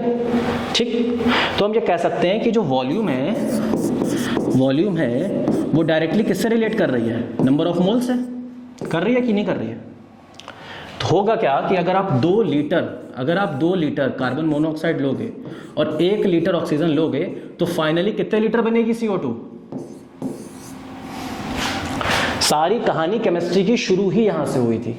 केमिस्ट्री की कहानी सारी यहां से शुरू हुई कि कार्बन मोनोऑक्साइड को लिया गया 2 लीटर एट एसटीपी, ऑक्सीजन को लिया गया 1 लीटर एट एसटीपी, और बनी कार्बन डाइऑक्साइड तो वो भी बनी 2 litre experimentally at STP. 3 litre नहीं बनी। ऐसा नहीं कि 2 लीटर CO ली और 1 लीटर वो लिया तो 3 लीटर बन जाएगी ना। क्यों बन रही है? क्योंकि इसका एक मॉलिक्यूल जब इसके एक मॉलिक्यूल के साथ रिएक्ट करता है तब इसका एक मॉलिक्यूल क्रिएट होता है। फिर हमने देखा बैलेंस करके देखें, बैलेंस करके पता चला कि इसके 2 मॉलिक्यूल जब इसके एक मॉलिक्यूल के साथ रिएक्ट करते हैं तो इसके 2 मॉलिक्यूल प्रोड्यूस होते हैं। अगर इसके 2 मोल 1 मोल के साथ रिएक्ट करेंगे तो 2 मोल प्रोड्यूस होंगे। अगर इसकी 2 लीटर 1 लीटर के साथ रिएक्ट करेगी तो 2 लीटर प्रोड्यूस होंगे। ठीक है भाई? अगर कोई तुमसे पूछे फाइनली कि कार्बन डाइऑक्साइड, ऑक्सीजन और कार्बन का क्या रिलेशन है, क्या कोई रेशियो है इस इक्वेशन में? हाँ, एक रेशियो है, मैं दिख रहा है। 2 कार्बन मोनोऑक्साइड लोगे आप, 1 ऑक्सीजन लोगे आप, तो 2 कार्बन डाइऑक्साइड प्रोड्यूस होंगी। या फिर 2 कार्बन डाइऑक्साइड प्रोड्यूस करना है तो 1 ऑक्सीजन ले लो और 2 कार्बन मोनोऑक्साइड ले लो। ये 2 क्या है? ये 2 नंबर ऑफ मोल भी हो सकता है और वॉल्यूम भी हो सकता है। ठीक है? Yes sir. ये इक्वेशंस लिखी गई हैं, ये बैलेंस्ड इक्वेशन लिखी हुई है। असर्शन करें, volume of a given mass of dry gas is inversely proportional to the pressure at constant temperature. ठीक, सिंपल सी बात है, बॉयल्स लॉ है, जहां पे temperature constant, Boyle's law, P is inversely proportional to volume. कैसे? Volume कम करी, प्रेशर बढ़ रहा है। ठीक, बॉयल्स लॉ हो गया। बॉयल्स लॉ रीजन में लिखा गया है, Boyle's law give a relation between pressure and temperature at constant volume. क्या चीज सही है? रीजन ठीक है? बताओ बच्चों। No sir. अच्छा, क्या प्रॉब्लम है? रीजन टेम्परेचर है, अदर कांस्टेंट टेम्परेचर। कभी कभी हमें ये लगता है कि अगर इतना सब कुछ लिखा हुआ है तो सब ठीक होगा, तो हम कभी कभी गलत टिक मार देते हैं, इसलिए ये इसको डाला गया है क्वेश्चन को। ठीक है, वही सेम चीज जो अभी हमने देखी थी बॉयल्स लॉ वाली। समझ में आ रहा है ना? प्रेशर कम हो रहा है, वॉल्यूम कम हो रही है, तो प्रेशर जो हो रहा है वो बढ़ेगा। समझ में आ रहा है या नहीं आ रहा है? यस, बढ़ेगा। लेकिन वहीं अगर हमने टेम्परेचर भी साथ में कम कर दिया तो प्रेशर क्या होगा? कम होगा कि बढ़ेगा? अभी फील कराया था आपको। क्वेश्चन ये है कि हमारा जो हमारी वॉल्यूम कम हो रही थी, ठीक है, तो प्रेशर भी प्रेशर बढ़ रहा था। ठीक, अब क्या हुआ, जब वॉल्यूम कम हो गई उसके बाद हमने क्या किया, हमने टेम्परेचर को और कम कर दिया, ठंडा कर दिया इसको। अब क्या होगा? प्रेशर सेम रहेगा, बढ़ेगा या घटेगा? सर उसी अमाउंट में डिक्रीज होगा। प्रेशर जो होगा वो डिक्रीज होगा, प्रेशर जो होगा वो डिक्रीज होगा। वॉल्यूम क्या कर दी थी? अब वॉल्यूम कांस्टेंट कर दी थी। कैसे फील आया? यहाँ से पिछली बार याद है ये करवाया था? Yes sir. फील आया था ना यहाँ से कि टेम्परेचर जब एक ही प्रेशर, जब एक ही वॉल्यूम पे, अब ये वाली लाइन देख लो, ये वाली लाइन, जब एक ही वॉल्यूम पे टेम्परेचर कम कर रहे हैं, T3 से T1 की तरफ आ रहे हैं, तो प्रेशर क्या हो रहा है? प्रेशर भी घट रहा है। ठीक है, वैसे भी इमेजिन कर सकते हो कि भाई अगर टेम्परेचर बढ़ाते तो प्रेशर बढ़ता, टेम्परेचर कम करेंगे तो घटेगा प्रेशर। एवोगाड्रो का ये बोलता है कि equal volume of all the gases, equal volume of all the gases under similar condition of temperature and pressure contain same number of molecule। क्या ये बात सही है कि गलत है? Yes sir. यही तो है एवोगाड्रो का लॉ। रीजन ये लिखा हुआ है, the smallest particle of a gaseous atom is a molecule. जो सबसे छोटा पार्टिकल होगा गैस का वो मॉलिक्यूल होगा। उसमें एक एटम भी हो सकता है, 2 भी हो सकते हैं, या उससे ज्यादा भी हो सकते हैं। अभी हमने एग्जांपल्स देखे। ठीक है सर, इसका भी ठीक है। हाँ, बी इसलिए होगा क्योंकि ये एक्सप्लेन नहीं कर रहा है ना एवोगाड्रो के लॉ को। The reactant which completely used up in a reaction is called limiting reagent. इसका नाम सुना है ना, लिमिटिंग रिएजेंट का? नहीं सर, इसका नहीं सुना। अच्छा, तुम्हें चाय बनानी है, ठीक है, तो उसमें 4 चीजें लगेंगी। चाय की पत्ती लगेगी, शुगर लगेगी, मिल्क लगेगा, और क्या लगेगा? गैस लगेगी। सभी इंपॉर्टेंट है या नहीं इंपॉर्टेंट है ये बताओ? सभी कुछ इंपॉर्टेंट है, ठीक। Yes sir. अब हुआ क्या कि चाय की पत्ती तुम्हारी जो थी वो थी तुम्हारे पास खाली 2 चम्मच, 2 स्पून, ठीक। लेकिन जो तुम्हारे पास शुगर थी वो थी बहुत ज़्यादा, 2 kg। मिल्क भी तुम्हारे पास बहुत ज़्यादा, गैस भी बहुत ज़्यादा। अब जब ये तुम चाय बनाना शुरू करोगे तो थोड़ी देर के बाद तुम चाय नहीं बना पाओगे। क्यों नहीं बना पाओगे? क्योंकि तुम्हारे पास चाय की पत्ती क्या हो चुकी होगी? खत्म हो चुकी होगी, क्योंकि ये बहुत कम थी। तो रिएक्शन जब तुम्हें करानी है तो जो चीज़ पहले खत्म हो जाए, जो चीज़ पहले कंज्यूम हो जाए और कंज्यूम होने के बाद रिएक्शन ना हो पाए, उस चीज़ को क्या बोलेंगे? Limiting reagent. अच्छा, ये एक और चीज़ तुमने नोटिस करी होगी, जब तुम चाय बना रहे होगे तो सबसे पहले कौन खत्म होगा? सबसे पहले चाय की पत्ती क्या होगी? पूरी की पूरी कंज्यूम, पूरी की पूरी खत्म। तो लिमिटिंग रिएजेंट बचेगा ही नहीं रिएक्शन में। रिएक्शन में जो चीज़ रिएक्शन को रोक दे वो होती है लिमिटिंग रिएजेंट, जिसकी क्वांटिटी कम हो हमारे पास, ठीक है। जैसे तुम लोग बनाने जा रहे थे H2 + O2 H2O, ठीक है। हाइड्रोजन ऑक्सीजन से पानी बनाने जा रहे थे, या फिर H2 Cl2 HCl, ठीक, ये बनाने जा रहे थे, ठीक। एक मॉलिक्यूल हाइड्रोजन गैस का एक मॉलिक्यूल क्लोरीन गैस के 2 मॉलिक्यूल HCl के बना देगा। समझ में आई बात? Yes sir. तो हम ये कह सकते हैं कि 1 मोल हाइड्रोजन गैस का 1 मोल क्लोरीन, 1 मोल हाइड्रोजन गैस का 1 मोल क्लोरीन गैस के साथ रिएक्ट करके 2 मोल, कितने? 2 मॉलिक्यूल मतलब 2 मोल, n से मल्टीप्लाई कर लो, मन में 6.023 ठीक है, 2 मोल बना लेगा, ठीक है। HCl बन गया 2 मोल। अब क्या करना है? आओ एवोगाड्रो की बात सोचते हैं। एवोगाड्रो ने यह कहा था कि 1 मोल गैस STP पे कितनी जगह घेरती है? 22.4 लीटर। तो ये कितनी जगह घेरी होगी इसने? 22.4 लीटर। इसने कितनी जगह घेरी होगी? 22.4 लीटर। ये क्या बना? 2 मोल। 2 मोल गैस कितनी जगह घेरेगी? 22.4 मल्टीप्लाई बाई 2। 2 मोल है ना, 1 मोल 22.4 घेरती तो 2 मोल घेरेगी 44.8 लीटर, ठीक। सारी कहानी अच्छी मस्त चल रही थी। हुआ ये कि हाइड्रोजन तो हम लेकर आए 22.4 लीटर, लेकिन जब क्लोरीन लेने गए मार्केट में तो क्लोरीन लाए हम खाली 2 लीटर। अब ये बताओ, क्लोरीन जल्दी खत्म हो जाएगा या नहीं हो जाएगा? Yes sir. और क्लोरीन जब खत्म हो जाएगा तो रिएक्शन आगे हो पाएगी या नहीं हो पाएगी? No sir. तो कितने लीटर HCl बनेगा? सिर्फ 4 लीटर HCl बनेगा, ठीक। और बाकी 2 लीटर यह खत्म होगा तो बचेगा हाइड्रोजन कितना? 20.4 लीटर हाइड्रोजन बचेगा। That's it and that's all. ये है लिमिटिंग रिएजेंट क्लोरीन गैस, ठीक है। स्टिकियोमेट्री, इसका नाम सुना है? नहीं सर। ये जो कहानी मैं सुना रहा हूं ना, कि ये जो कहानी सुना रहा हूं ना कि 1 मोल इसका 2 मोल इसके के साथ रिएक्ट करेगा तो 2 मोल ये बन जाएंगे, 1 मोल ये 1 मोल ये 1 मोल ये जो बताते हैं ना कि रिएक्शन के अंदर कौन सा कंपोनेंट, कौन सा रिएक्टेंट, कौन सा प्रोडक्ट कितना खर्च होगा, कितना बनेगा, कितने मॉलिक्यूल कंज्यूम होंगे, कितने मॉलिक्यूल बनेंगे, ये बताते हैं स्टिकियोमेट्री में, ठीक। स्टिकियोमेट्री में ये नहीं बताते हैं कि एक मॉलिक्यूल के अंदर कितने आइटम होंगे, ठीक है ना। केमिकल बॉन्डिंग बहुत बड़ा चैप्टर है उसके लिए। स्टिकियोमेट्री में बस ये बताते हैं कि कितने मोल से कितने मोल बनेंगे, ठीक है। स्टिकियोमेट्री जो होती है वो ये बताती है कि केमिकल रिएक्शन में क्वांटिटेटिव रिलेशन क्या होगा। एब्सोल्यूट जीरो जो है वो 0 केल्विन या फिर इसको कहा जाता है। ये तो ठीक है या गलत है? सर ये ठीक। Temperature scale with absolute zero, absolute zero is the starting point, is called absolute zero scale और द केल्विन स्केल। रीजन भी ठीक है। जो टेम्परेचर स्केल है जो एब्सोल्यूट जीरो के साथ स्टार्ट हो रहा है, मतलब उस टेम्परेचर में कोई भी वैल्यू नेगेटिव की नहीं होगी, तो वो कौन सा स्केल होता है? बताओ कौन सा स्केल होता है जिसमें कोई नेगेटिव की वैल्यू नहीं होती है? Kelvin scale. Kelvin scale. तो वही तो पूरी कहानी लिखी हुई है। उसी के स्टार्टिंग पॉइंट को आप एब्सोल्यूट जीरो बोलते हो, उसी को आप एब्सोल्यूट स्केल बोलते हो या फिर केल्विन स्केल बोलते हो। तो ये पूरा सही एक्सप्लेनेशन है, ठीक है। इसका स्क्रीनशॉट ले लो, इसका स्क्रीनशॉट ले लो, ठीक है। ये बता रहे हैं कि जब 0 केल्विन था तो सेल्सियस में इतना था और फ़ारेनहाइट में इतना था। ये एब्सोल्यूट जीरो है। -273 डिग्री सेंटीग्रेड या डिग्री सेल्सियस, इससे नीचे टेम्परेचर नहीं देखते हम लोग, ठीक है। टेम्परेचर की शुरुआत यहाँ से करते हैं -273 डिग्री सेंटीग्रेड से, और इसी को बोलते हैं 0 केल्विन। तो केल्विन में कोई भी वैल्यू माइनस की नहीं होती है। क्वेश्चन बस यही आता है, ठीक है।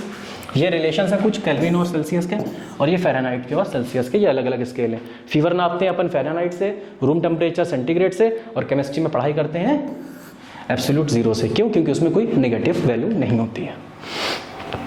Molar mass of a substance containing इतने पार्टिकल।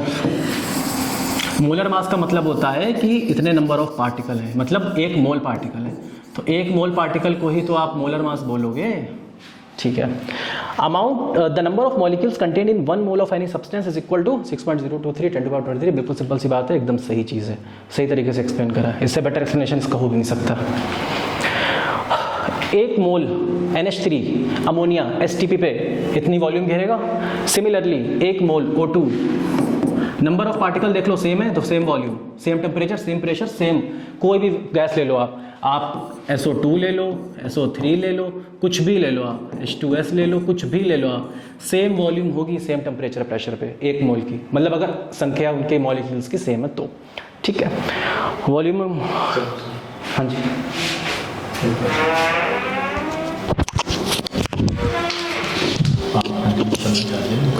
मैं इसकी क्लास नहीं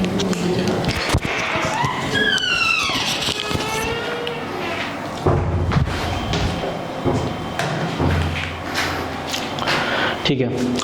molecular formula of blue vitriol is CuSO4 5H2O, ठीक है, ये तो देखा ही था कल हमने, CuSO4 5H2O ब्लू विट्रॉल, ठीक है। विट्रॉल कौन से वाले होते थे? जिसमें सल्फेट होता है, ठीक। मॉलिक्यूलर फार्मूला जो होता है वो एम्पिरिकल फार्मूला N2N होता है। ये चीज़ भी ठीक है, कई बार बुक्स में देखी है, कई बार समझी है, कई बार सीखी है, क्या होता है पता है हमें। ब्लू विट्रॉल का मॉलिक्यूलर फार्मूला ये होता है, पर क्या ये एक्सप्लेन कर पा रहा है इसको? नहीं सर। ठीक है। ग्राम मॉलिक्यूलर मास, अच्छा ये वर्ड पीछे भी आया था, हम लोगों ने ठीक से इसको, मतलब उस टाइम पे थोड़ा सा हम लोगों ने इसको ध्यान नहीं दिया था, फिर से ध्यान देते हैं। कहीं पर लिखा हो ना gram atomic mass, gram atomic mass, उसका मतलब होता है एक मोल का मास। क्या मतलब होता है? एक मोल का मास, ठीक है। या ग्राम मॉलिक्यूलर मास, तो वो भी क्या हो जाएगा? एक मोल का मास। वहां पे, यहाँ पे एटम्स होंगे, वहां पे मॉलिक्यूल्स होंगे। ये बात समझ में आती है? तो एक ग्राम मॉलिक्यूलर मास जो सब्सटेंस का होगा उसमें कितने मॉलिक्यूल्स होंगे? उसमें 6.023 10 to the power 23 मॉलिक्यूल्स होंगे, ठीक है। एक ग्राम मॉलिक्यूलर मास जो होता है वो एक मोल होता है उसी सब्सटेंस का, ठीक है। अब कोई आपसे कहेगी 1 gram atomic mass of carbon, अगर आपसे कोई कहे कि 1 gram atomic mass of carbon, तो वो कितनी वैल्यू होगी उसकी? हम ये देख लें कि एक मोल अगर कार्बन एटम होते तो उनकी कितना वेट होता, तो एक मोल कार्बन जो होता है उसका उतना ही वेट होता है, AMU से बस ग्राम में कन्वर्ट कर देते हैं, तो इसका आंसर आ जाएगा 12 ग्राम ऑफ कार्बन, ठीक। मार्केट से आप लेकर आओगे 12 ग्राम कार्बन, मार्केट से जब आप लाओगे 12 gram carbon, that would be 1 mole carbon, and 1 mole carbon will be 1 gram atomic mass of carbon, ठीक। ये रिप्रेजेंट करने का एक तरीका है, 1 ग्राम एटॉमिक मास, ठीक है।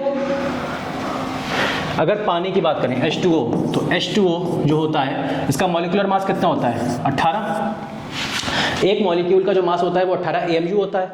अगर 1 मोल H2O लेकर आओगे मार्केट से, 1 मोल H2O लेकर आओगे तो वो होगा 18 ग्राम, ठीक है, 18 ग्राम्स हो जाएगा। इसी चीज़ को आप लिख सकते हो 1 gram molecular mass of H2O, तो 1 gram molecular mass of H2O would be 18 grams, ठीक है। क्यों? क्योंकि इसमें 1 मोल H2O आ रहा है, ये रिप्रेजेंट करने का एक तरीका है। तो ये ठीक है डेफिनेशन, असर्शन, रीजन। आवाज आ रही है बच्चों? ठीक है। गैस इक्वेशन जो है वो ये है, कहाँ से आई थी? एक तो हमें पता चला था P is inversely proportional to volume at constant temperature, दूसरा पता चला था P is directly proportional to temperature at constant volume. Volume अगर कांस्टेंट है, मैंने पिछली बार आपको बताया था ना, वॉल्यूम कांस्टेंट है, टेम्परेचर बढ़ाओगे प्रेशर बढ़ेगा, टेम्परेचर घटाओगे प्रेशर घटेगा, ठीक। ये रिलेशन आया, इन दोनों रिलेशन को मिक्स करो तो P is equal to T/V, ठीक। P is equal to constant लगा दो K into V divided by K into T divided by V, V को ऊपर ले आओ तो P V upon T is equal to K।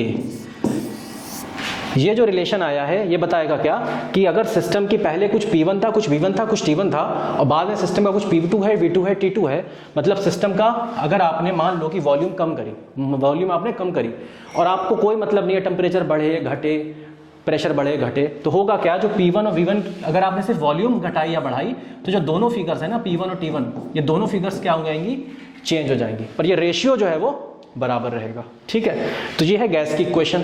ठीक, नीचे क्या लिखा हुआ है, standard temperature and pressure values for an ideal gas is 0 degree centigrade temperature. ठीक है,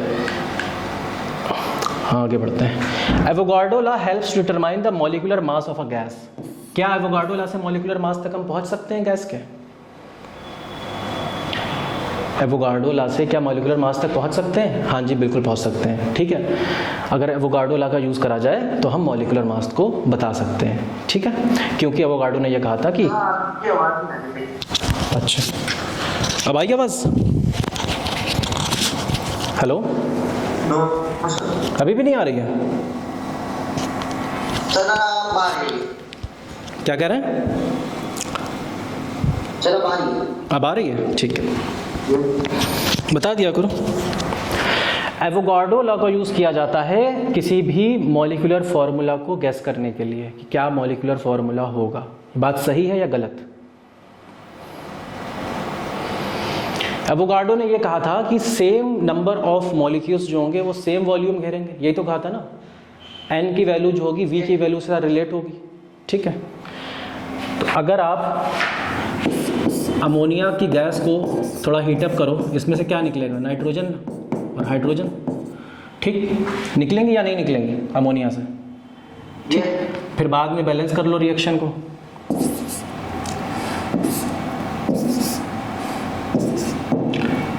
ठीक है, कुछ भी बैलेंस कर लो, कोई ऐसा रैंडम बैलेंस करो, कुछ भी बैलेंस करो। होता क्या है कि पहले ज़माने में लोगों को ये अंदाज़ा नहीं होता था कि जो नाइट्रोजन गैस है उसके अंदर भी 2 एटम्स हैं। पहले ये अंदाज़ा नहीं होता था। पहले ये अंदाज़ा नहीं होता था कि अमोनिया की जो गैस है उसके अंदर 4 एटम्स हैं, 3 हाइड्रोजन के और 2 नाइट्रोजन के। लेकिन बाद में जब इनके लॉ को अप्लाई किया गया, वॉल्यूम वाले लॉ को, ठीक है, एवोगाड्रो के, तब ये अंदाजे लगना शुरू हुए। ठीक है, जैसे अगर आप H2O को तोड़ोगे तो उसमें ऑक्सीजन निकलेगी। ठीक, जैसे 1 लीटर ये ले लोगे तो 1 लीटर ये आ जाएगा, हाफ लीटर ये आ जाएगा। ठीक, तो 1 लीटर पानी के वेपर्स को तुमने तोड़ा सेम STP पे, सेम टेम्परेचर प्रेशर पे, तो 1 ही लीटर हाइड्रोजन बनी लेकिन आधा लीटर ऑक्सीजन बनी। ठीक, एक्सपेरिमेंटली ये देखा गया। तो ऐसे सारे मॉलिक्यूल्स को तोड़ के देखा गया, तब अंदाज़ा लगाया गया कि किसमें किसका रेशियो होगा, किसमें किसका रेशियो होगा। ठीक है, वो जो पहले हमने बीच में क्वेश्चन किया था रेशियो वाला कि मास परसेंटेज किसकी कितनी होगी, वो यहाँ से रिलेट किया जाता है। फिर उस रेशियो से ये अंदाज़ा लगाया गया कि किसका कितना एटॉमिक मास होता है, चलो माइनस प्लस करके देखते हैं। फिर फार्मूलाज को बनाया गया। तो बहुत लंबा प्रोसीजर है फार्मूला को बनने का। क्लास 11 में आप उसकी डिटेल स्टडी करोगे। ठीक है, तो ये एवोगाड्रो का जो लॉ है इसमें काफ़ी हेल्पफुल होता है। और भी इसमें बहुत सारी चीज़ें लगती हैं, लेकिन एवोगाड्रो का लॉ का इसमें एक मेजर पार्ट है। ठीक, रीज़न क्या बता रखा है? रीज़न ये बता रखा है कि जो एवोगाड्रो का नंबर होता है वो रिलेशनशिप देता है ग्राम मॉलिक्यूलर मास में और ग्राम मोलर वॉल्यूम में। हाँ जी बिल्कुल देता है। ग्राम मॉलिक्यूलर मास से हमें क्या याद आता है? मोल्स। अगर बोलेंगे कि 1 ग्राम मॉलिक्यूलर मास है किसी चीज़ का, मतलब 1 मोल जो है वो उसके मॉलिक्यूल्स हैं। और ग्राम मोलर मास से भी क्या याद आता है? मोल्स। ठीक, पर इसका रीज़न सही नहीं है ये। अब ये बताना है ब्लू विट्रॉल में, ब्लू विट्रॉल का फॉर्मूला क्या था? Copper sulphate 5H2O। अब इसमें ये बताना है कि कॉपर का कितना परसेंटेज है। तो क्या करें, पहले पूरे का मास निकाल लें। पूरे का मास निकालने के बाद में पूरे का मास मान लो इसका 63, फिर सल्फर का रखो 32, फिर 16 × 4, ठीक, और फिर वाटर का 5 × 18। इस पूरे को कैलकुलेट करो, जो भी मास आएगा, फिर कैलकुलेट करने का अभी टाइम नहीं है इतना, जो भी मास आएगा उस मास, कितना मास आएगा कॉपर का 63.5, डिवाइडेड कर दो इस मास से। ठीक, 240 समथिंग कुछ वैल्यू आएगी। ठीक है, 240 के समथिंग कुछ वैल्यू आएगी, उसको करोगे तो लगभग 25% आएगा। फिर आगे एक सॉल्यूशन दे रखा है हमने। ठीक है, तो 249.5, ठीक है, ये वैल्यू आएगी। कॉपर सल्फेट 5H2O का मास निकाल लिया। इस मास निकालने के बाद में क्या किया? इस मास को निकालने के बाद में कॉपर वाले मास को इससे डिवाइड कर दिया, तो कॉपर का पूरे में से परसेंटेज आ गया। ठीक, अगर कोई पूछ ले वाटर का परसेंटेज कितना है, तो वाटर के जो मास आए, वाटर का कितना मास है 5 × 18 डिवाइडेड बाई 249, ये भी कुछ 36 या कुछ इसी के आसपास कुछ वैल्यू आई, ठीक है। शुगर का जो मॉलिक्यूलर मास होता है कितना होता है, मॉलिक्यूलर मतलब मॉलिक्यूल, जब मॉलिक्यूल की मास की बात करते हैं तो AMU लिख देते हैं ब्रैकेट में। शुगर का क्या होता है बताओ, ये है शुगर का फॉर्मूला, ठीक। इसको करो 12 × 6 प्लस 22 × 1 प्लस 11 × 16, इसे सॉल्व कर लो आप, आई थिंक 342 ही होगा, हाँ यही है, ठीक है 342, ठीक है। Yes. Of the given option below which pair has same percentage of carbon, इनमें से किसकी कार्बन की परसेंटेज सेम होगी बताओ। दो तरीके हैं, एक तो तुम सबका निकालो, सबका क्या करो, सबका मास निकाल लो, अभी हमने निकाला मास, और कार्बन का टोटल मास निकालो, ठीक है। और कार्बन का मास निकाल के क्या करो, कार्बन के मास को डिवाइड कर दो टोटल के मास से, तो कार्बन की परसेंटेज हर एक मॉलिक्यूल में आ जाएगी या नहीं आ जाएगी।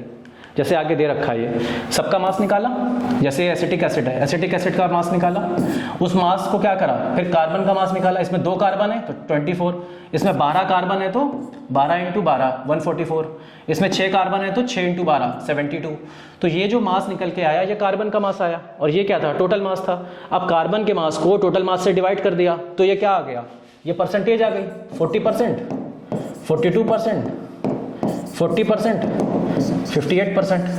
अब ये बताओ ये 40 और 40 सेम है, एसिटिक एसिड की और ग्लूकोज की सेम है ना, तो आंसर हो जाएगा तुम्हारा ये एसिटिक एसिड ग्लूकोज। लेकिन अब बताओ कि सर इतने कम टाइम में, अगर हमें बहुत कम टाइम हो तो इतनी कैलकुलेशन हम कैसे करेंगे, कैलकुलेटर भी अलाउ नहीं करा जाए तो कैसे करी जाएगी कैलकुलेशन, तो उसकी जुगाड़ समझो। पहले तो लिखो कितने कार्बन है बताओ, 2, ऑक्सीजन कितने, हाइड्रोजन कितने 4, ऑक्सीजन कितने 2, ये तो इस तरीके से C2H6O। अब इनके इंपेरिकल फॉर्मूलाज लिखो, क्या लिखो बच्चों, इंपेरिकल फॉर्मूला। इसका इंपेरिकल फॉर्मूला क्या होगा, CH2H2O। इसका इंपेरिकल फॉर्मूला क्या होगा बताओ, इसका सेम होगा, इसका कुछ नहीं होगा इंपेरिकल फॉर्मूला। क्यों, क्योंकि 11 को आप डिवाइड नहीं कर पाओगे ना। इसका इंपेरिकल फार्मूला जो होगा वो होगा CH2O और इसका इंपेरिकल फार्मूला होगा C2H6O। अब किसका इंपेरिकल फार्मूला सेम है, इन दोनों का। अब इन दोनों का इंपेरिकल फार्मूला सेम है, इसका मतलब ये है, तुमने सिमिलैरिटी तो पढ़ी होगी ट्रायंगल में, एक छोटा ट्रायंगल और एक बड़ा ट्रायंगल, अगर सिमिलर है तो उनकी बाकी सारे एंगल वगैरह भी सिमिलर होते हैं, ठीक। तो अगर वहाँ सिमिलैरिटी काम कर रही है तो यहाँ सिमिलैरिटी भी काम करेगी। अगर आपने इसका इंपेरिकल लिया है और इसका इंपेरिकल लिया है तो जो रेशियो कार्बन का बड़े वाले मॉलिक्यूल में होगा वही रेशियो कार्बन का छोटे वाले में होगा। इंपेरिकल से साफ साफ दिख रहा है कि इसका और इसका जो कार्बन का रेशियो होगा वो एकदम सेम होगा और आंसर भी यही आ रहा है, ठीक है। तो क्या करना, पेपर में जब ऐसा ऑर्गेनिक मॉलिक्यूल आ जाए तो सीधे इंपेरिकल निकाल देना, ठीक है। हाँ जी हाँ, आवाज़ आपकी थोड़ी कट रही है, आवाज़ आपकी साफ नहीं आ रही है, आपकी शायद माइक में कुछ है, आवाज़ साफ नहीं आ रही है। बट आप खुद इमेजिन करो कि जब हम परसेंटेज की बात करते हैं, किसकी बात करते हैं, परसेंटेज की। अब बहुत सिंपल सा है, एक बड़ा ट्रायंगल ले लिया बड़ा ट्रायंगल, ठीक, उसके ये 2 मिड पॉइंट लिए और ये लाइन मिला दी। इस वाले एंगल का, इस वाले ट्रायंगल का जो एरिया होगा इसको बोला हमने A1, ठीक, बोल दिया A1। और पूरे वाले का जो एरिया है, पूरे वाले ट्रायंगल का जो एरिया है उसको बोला A2। तो A1/A2 का कुछ रेशियो आया कि नहीं आया, यहाँ तक बात समझ में आई। अब इसी का एक सिमिलर ट्रायंगल ले लिया, छोटा ट्रायंगल, उस छोटे ट्रायंगल के भी ये 2 मिड पॉइंट लिए, मिला दिए। यहाँ पर इसका एरिया निकाला, इसका एरिया निकालो C1 और पूरे का एरिया निकालो C2। तो C1/C2 का रेशियो निकाला, तो C1/C2 का जो रेशियो होगा वही तो A1/A2 का रेशियो होगा। सिमिलैरिटी काम कर रही है। और इंपेरिकल का मतलब क्या होता है कि इतने नंबर ऑफ टाइम्स आपने साइड्स को बढ़ा दिया या इतने नंबर ऑफ टाइम्स साइड्स को आपने कम कर दिया। बिल्कुल सिमिलैरिटी लग रही है केमिस्ट्री के अंदर, ठीक है। तो इंपेरिकल फॉर्मूला हमेशा हमें जवाब दे देगा। What is the empirical formula of butane. Butane में कार्बन होते हैं 4। ऑर्गेनिक तो पढ़ी नहीं अभी आपने या पढ़ ली है, चलिए कोई बात नहीं। ब्यूटेन को बोलते हैं C4H10। अभी के लिए इतना याद कर लो, ठीक है। किसी को ज़्यादा इंटरेस्ट हो तो वो ये देख ले साइड में, CnH2n+2, ठीक है।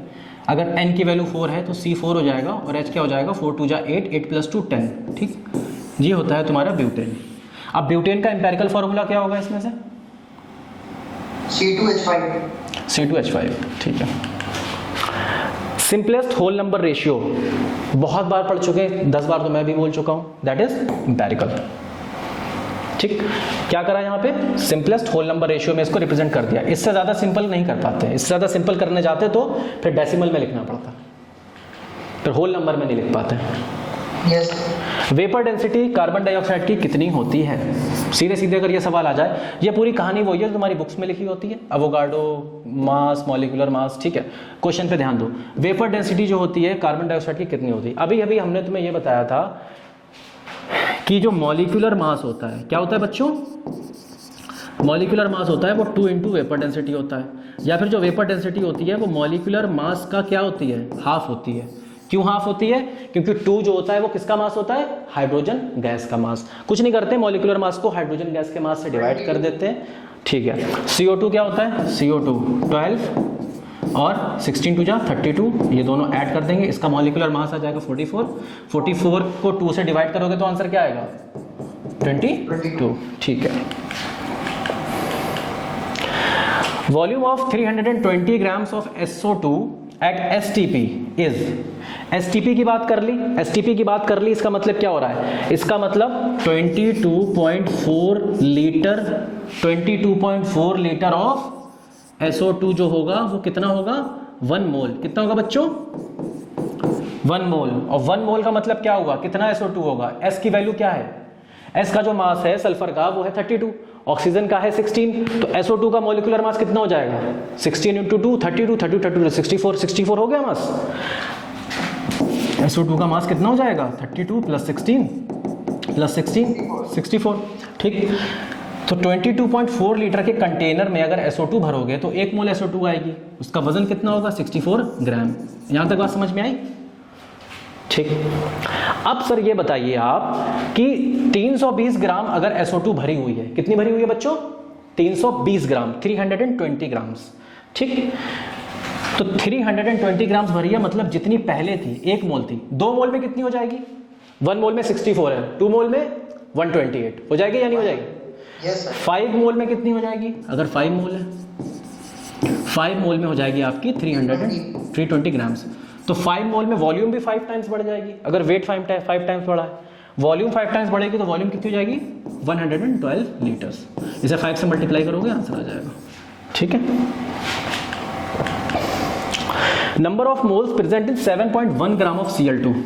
Cl2 है क्या, Cl2 क्लोरीन गैस है, मॉलिक्यूलर मास कितना हो जाएगा, 35.5 + 35.5 मतलब 71 ग्राम। ये हो गया इसका मास। इसका मास 71, मॉलिक्यूलर मास हो गया 71 AMU, और 1 मोल 1 मोल कितनी बच्चों, 1 मोल क्लोरीन कितनी होगी, 1 मोल क्लोरीन होगी 71 ग्राम। अगर कोई आपसे कहे कि हमारे पास सिर्फ 7.1 ग्राम है, इसका मतलब इसकी कितनी है, 71 का कितना पार्ट है? अगर ये 71 था तो 7.1 इसका छोटा सा पार्ट होगा ना। जब इसको 1/10 से आप डिवाइड करोगे, 1/10 से आप डिवाइड करो, 1/10 से मल्टीप्लाई करोगे या 10 से आप डिवाइड करोगे तो 7.1 ग्राम तक पहुंच पाओगे। तो क्या करना है, जो 71 ग्राम है उसे 10 हिस्सों में काट देना है, जो उसका 10वां हिस्सा होगा, जो उसका 10th पार्ट होगा उसको उठा लेना है, दैट वुड बी 7.1 ग्राम। तो 1 मोल का भी वो कितना हिस्सा होगा, 10वां हिस्सा होगा, और 10वें हिस्से का मतलब यह है कि वो 10 से डिवाइड हो रहा होगा 1 मोल, तो कितना हो जाएगा 0.1 मोल। तो 0.1 mole of chlorine gas will be equal to 7.1 grams, ठीक। ये तो रिलेशन समझ में आते ही होंगे। जैसे 71 ग्राम है Cl2, अब 1 मोल Cl2 71 ग्राम है, 2 मोल Cl2 कितना हो जाएगा 142 ग्राम्स, हाफ मोल Cl2 कितना हो जाएगा, हाफ मोल जो Cl2 होगा वो होगा 35.5 ग्राम्स, ठीक। तो 0.1 मोल Cl2 कितना होगा 7.1 ग्राम, दोनों जगह 10 से डिवाइड कर दिया गया, आंसर हमारा आ गया। The mass of 0.1 mole of carbon dioxide, carbon dioxide का भी हमने निकाला था, मॉलिक्यूलर मास कितना आ रहा था 44, ठीक है। 1 मोल CO2 अगर तुम मार्केट से लेकर आओगे तो 1 मोल CO2 तुम्हें लानी पड़ेगी कितनी, 44 ग्राम्स। ठीक है, अब बच्चों ये बताओ 0.1 मोल लानी है, मतलब इसका 10th पार्ट लाना है। किसका? 1 मोल का। 1 मोल का अगर 10th पार्ट लाना है, 0.1 मोल लानी है, तो हमें कितने ग्राम लानी होगी? इसको भी 10 से डिवाइड कर दो, 44/10 इज इक्वल टू 4.4 ग्राम। ठीक है, yes. Is the mass of molecule of an element और compound compared with the mass of an atom of carbon 12, arbitrary value assigned is 12। अच्छा, होता क्या है, जो पहले शुरू में बताया था तुम्हें कि कार्बन जो है, कार्बन का मास ले लिया कुछ, ठीक, उसके 12 टुकड़े करें, उसके क्या करें, 12 टुकड़े करें, फिर उसमें से एक टुकड़े को हमने देखा और उसको बना लिया हमने अपना हमने उसको बना लिया अपना रेफरेंस पॉइंट। अब उस रेफरेंस वैल्यू की यूज़ करके हम सारे मॉलिक्यूलर मास दुनिया के बताते हैं। यही कहानी यहाँ लिखी हुई है। ठीक, तो ये जो बता रहे हो आप किसी जैसे आपने वेलोसिटी पढ़ी है, वेलोसिटी, जैसे एक ट्रेन चल रही है, उसके साथ एक लड़का भाग रहा है, तो हम क्या बोलते हैं कि ट्रेन की रिस्पेक्ट में उसकी वेलोसिटी क्या है? रिलेटिव वेलोसिटी, यही ना वर्ड आता है ना, रिलेटिव। तो यहाँ पर जो मास है वो किसके रिलेशन में है? वो कार्बन 12 के आइसोटोप के एक 12वें टुकड़े के रिलेशन में, 1/12 ऑफ द कार्बन 12। ठीक है, सो ये हो गई आपकी रिलेशन। तो अगर मास रिलेशन में है तो रिलेटिव है, मास रिलेशन में है तो क्या है? रिलेटिव। सो इसका आंसर हो जाएगा हमारा relative molecular mass is the mass of one molecule of an element या कोई कंपाउंड जिस किसके साथ हो, जो हो कार्बन 12 के एक 1/12 हिस्से के साथ। ठीक है, ये वही T1 V1 T1 P2 V2 V2 अभी करा था जो, ठीक है ना। Gas law that depicts the direct relationship between temperature and pressure.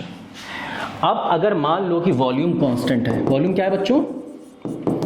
Volume को मान लो कांस्टेंट। ठीक है, जैसे ये P1 V1 T1 P2 V2 V2 है, इसको उठा लो, P1 V1 T1 is equal to P2 V2 और T2, इसको ले आए उठा के, वॉल्यूम को कांस्टेंट कर दो। मान लो इधर भी 2 लीटर है, पहले भी और बाद में भी 2 लीटर है, तो वॉल्यूम एक दूसरे को क्या करेगी? कैंसिल आउट कर देगी। तो रिलेशन क्या आएगा? P1/T1 is equal to P2/T2। तो P क्या आ जाएगा? डायरेक्टली प्रोपोर्शनल हो जाएगा टेम्परेचर के। अगर वॉल्यूम कांस्टेंट है, टेम्परेचर कम करा, प्रेशर कम, टेम्परेचर बढ़ाया, प्रेशर ज़्यादा। ठीक है, तो ये कहाँ मिलता है हमें? ये मिलता है गैलोसिक लॉ में। ठीक है, वॉल्यूम कांस्टेंट है, प्रेशर के साथ टेम्परेचर का रिलेशन, गैलोसिक लॉ। ठीक, Charles law, Boyle's law, Charles law शायद आगे आएगा, भी देख लेंगे। बॉयल्स लॉ तो मैंने आपको बता ही दिया, जिसमें टेम्परेचर कांस्टेंट है। ठीक है, अगर चलो बाद में बात करेंगे उसके बारे में, अभी ये फिगर देखो। गैलोसिक लॉ क्या बोल रहा है? गैलोसिक लॉ ये बोल रहा है कि अगर वॉल्यूम कांस्टेंट है और हीट करा तुमने, हीट करोगे तो इनका मोशन क्या होगा? काइनेटिक एनर्जी बढ़ जाएगी मॉलिक्यूल्स की, काइनेटिक एनर्जी बढ़ जाएगी तो तेजी से टकराएंगे तो प्रेशर जनरेट करेंगे। ठीक है, Avogadro's law volume is directly proportional to. Avogadro क्या बोलता है कि 1 मोल है तो वो 22.4 लीटर घेरेंगे, 2 मोल है तो 44.2 लीटर घेरे, 4 लीटर घेरेंगे। यही तो बोलता है ना अवोगाड्रो का लॉ। तो जैसे जैसे नंबर ऑफ मॉलिक्यूल्स बढ़ेंगे, नंबर ऑफ मोल्स बढ़ेंगे, वैसे वैसे वॉल्यूम बढ़ेगा। तो इनका जो वॉल्यूम है वो किसके डायरेक्टली प्रोपोर्शनल है? नंबर ऑफ मोल्स के। ठीक है, the value of STP kelvin कितनी होती है बच्चों? 273 केल्विन होती है। ठीक है, तो पता ही है, पीछे भी 4-5 बार देख लिया हमने। एटमॉस्फेयर याद रखना 1 ATM होता है, 1 पास्कल लिख कर आ जाए तो टिक मत मार देना। ठीक है, और कहीं पर ये सेंटीग्रेड में भी कभी कभी लिख के दे देते हैं, 0 डिग्री सेंटीग्रेड। ठीक है, पर ज़्यादातर केल्विन में ही तुम्हें मिलेगा। कभी कंफ्यूज करना होगा तो सेंटीग्रेड में या सेल्सियस में देगा। ओजोन, ओजोन क्या होता है फॉर्मूला? O3। ओजोन का फॉर्मूला क्या होता है? O3। O3 जो होता है उसमें कितने एटम है? 3 एटम है। कितने एटम बच्चों? 3 एटम है। ये O3 है। ठीक है, एक बॉन्ड बना रहा है, बाकी 2 बॉन्ड अगर यहाँ बनेंगे तो उसी समय टूटेंगे, उसी समय जिस समय बनेंगे उसी समय टूटेंगे, 2 बॉन्ड यहाँ बन जाएंगे, फिर उसी समय टूटेंगे, 2 बॉन्ड यहाँ बन जाएंगे। ये रेजोनेंस हो रहा है, शायद तुमने अभी पढ़ा नहीं होगा, आगे चैप्टर्स में आएगा। ठीक है, ये होता है O3। ठीक, O3 में कितने होते हैं? 3। ये जो बिंदियां हैं ये इलेक्ट्रॉन्स के क्लाउड का है, मतलब इलेक्ट्रॉन के पाए जाने की प्रोबेबिलिटी है, संभावना है। ये इलेक्ट्रॉन्स नहीं है, ये बिंदियां मतलब इलेक्ट्रॉन्स नहीं है। ठीक है, तो ये हो जाएगा तुम्हारा ट्राई एटॉमिक। ठीक।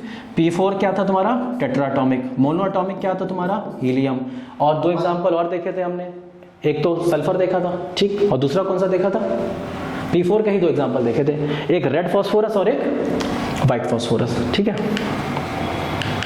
और दोनों ही P4 होते हैं। ये एक अच्छा क्वेश्चन है, ये कर सकते हैं हम लोग, ठीक है। टाइम परमिट कर रहा है क्योंकि जो अब तुम्हारी नेक्स्ट क्लास है मैथ की वो कैंसिल हो गई है, ठीक है ना। 1250 क्यूबिक सेंटीमीटर, सीसी तो पता है ना क्यूबिक सेंटीमीटर होता है, सीसी क्यूबिक सेंटीमीटर।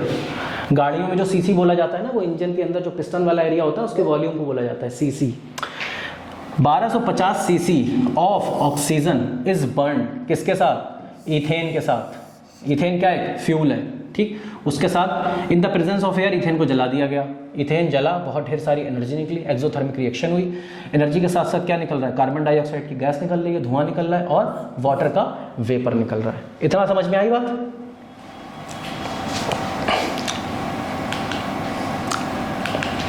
लिख लेते हैं।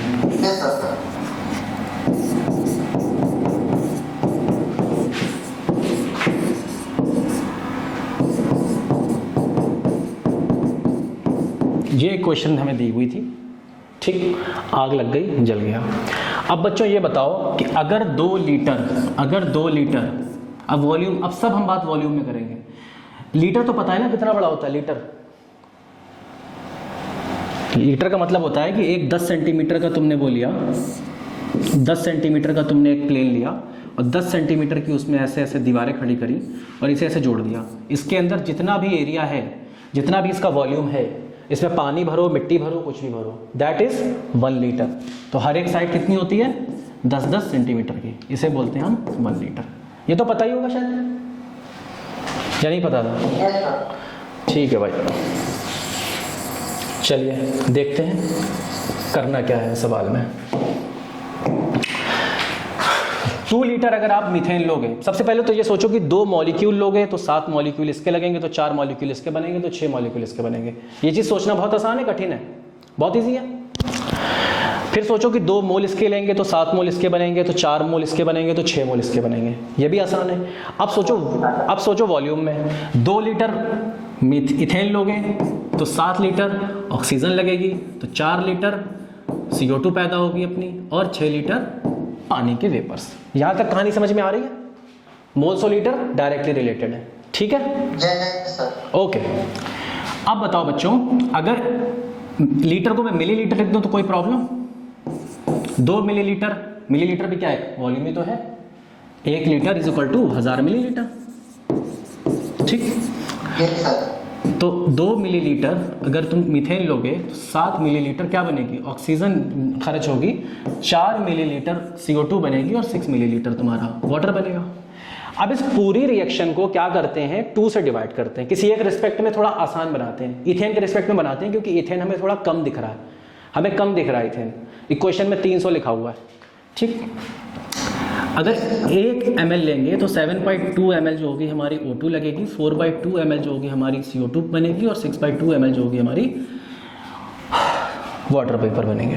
अब हम देखते हैं क्वेश्चन में कितने ml हमें गिवन है। क्वेश्चन में गिवन है 300 cc, चलो cc मान लो, ml मान लो, एक ही बात है, ठीक है। 300 cc हमारी इथेन जो है वो खर्च हो रही है, ठीक। इसे लिख भी लेते हैं, एक ही बात है, फिर भी लिख लेते हैं, लिखने में अच्छा लगेगा। अब बच्चों ये बताओ कि 1 सीसी के लिए 7/2 सीसी लग रहा था, तो 300 सीसी के लिए कितनी लगेगी? 300 सीसी के लिए 300 से इसको मल्टीप्लाई कर दो, तो 7 3 जा 21 डिवाइडेड बाई 2 1050, तो 1050 सीसी हमारी क्या खर्च होगी बच्चों? ऑक्सीजन खर्च होगी। कितना सीसी ये बनेगा? ये 2 सीसी था, इसको 2 सीसी भी तो लिख सकते हैं, 2 सीसी था, ठीक है। तो 2 × 300 मतलब 600, तो CO2 कितने पैदा होगी बच्चों? 600 सीसी, और वाटर 3 × 300 मतलब 900 सीसी हमारा। यहाँ तक समझ में आई थी कि 300 सीसी जब हमने इथेन ली, ठीक है, तो 1050 सीसी हमारी ऑक्सीजन खर्च हुई, ठीक, और 600 सीसी हमारी कार्बन डाइऑक्साइड बन गई। यहाँ तक कहानी समझ में आई? और सवाल देखते हैं। सवाल ये है कि 1250 सीसी ऑक्सीजन को जलाया गया 300 सीसी इथेन के साथ, तो कितना CO2 पैदा होगा? तो अभी हमने सवाल लगा लिया है, 600 सीसी हमारा CO2 जो होगा वो जनरेट होगा। यहाँ तक कोई दिक्कत नहीं होनी चाहिए। अच्छा, सवाल ये आता है कि सर ऑक्सीजन जो है हमारा 1050 इतना सीसी खर्च हुआ है, तो कितना सीसी बचा है सर? कितना cubic centimetre? 200 cubic centimetre oxygen अभी बचा हुआ है जो कि खर्च नहीं हुआ है। तो यहाँ पे लिमिटिंग रिएजेंट कौन हो जाएगा? इथेन हो जाएगा। ठीक है, यस सर। ओके।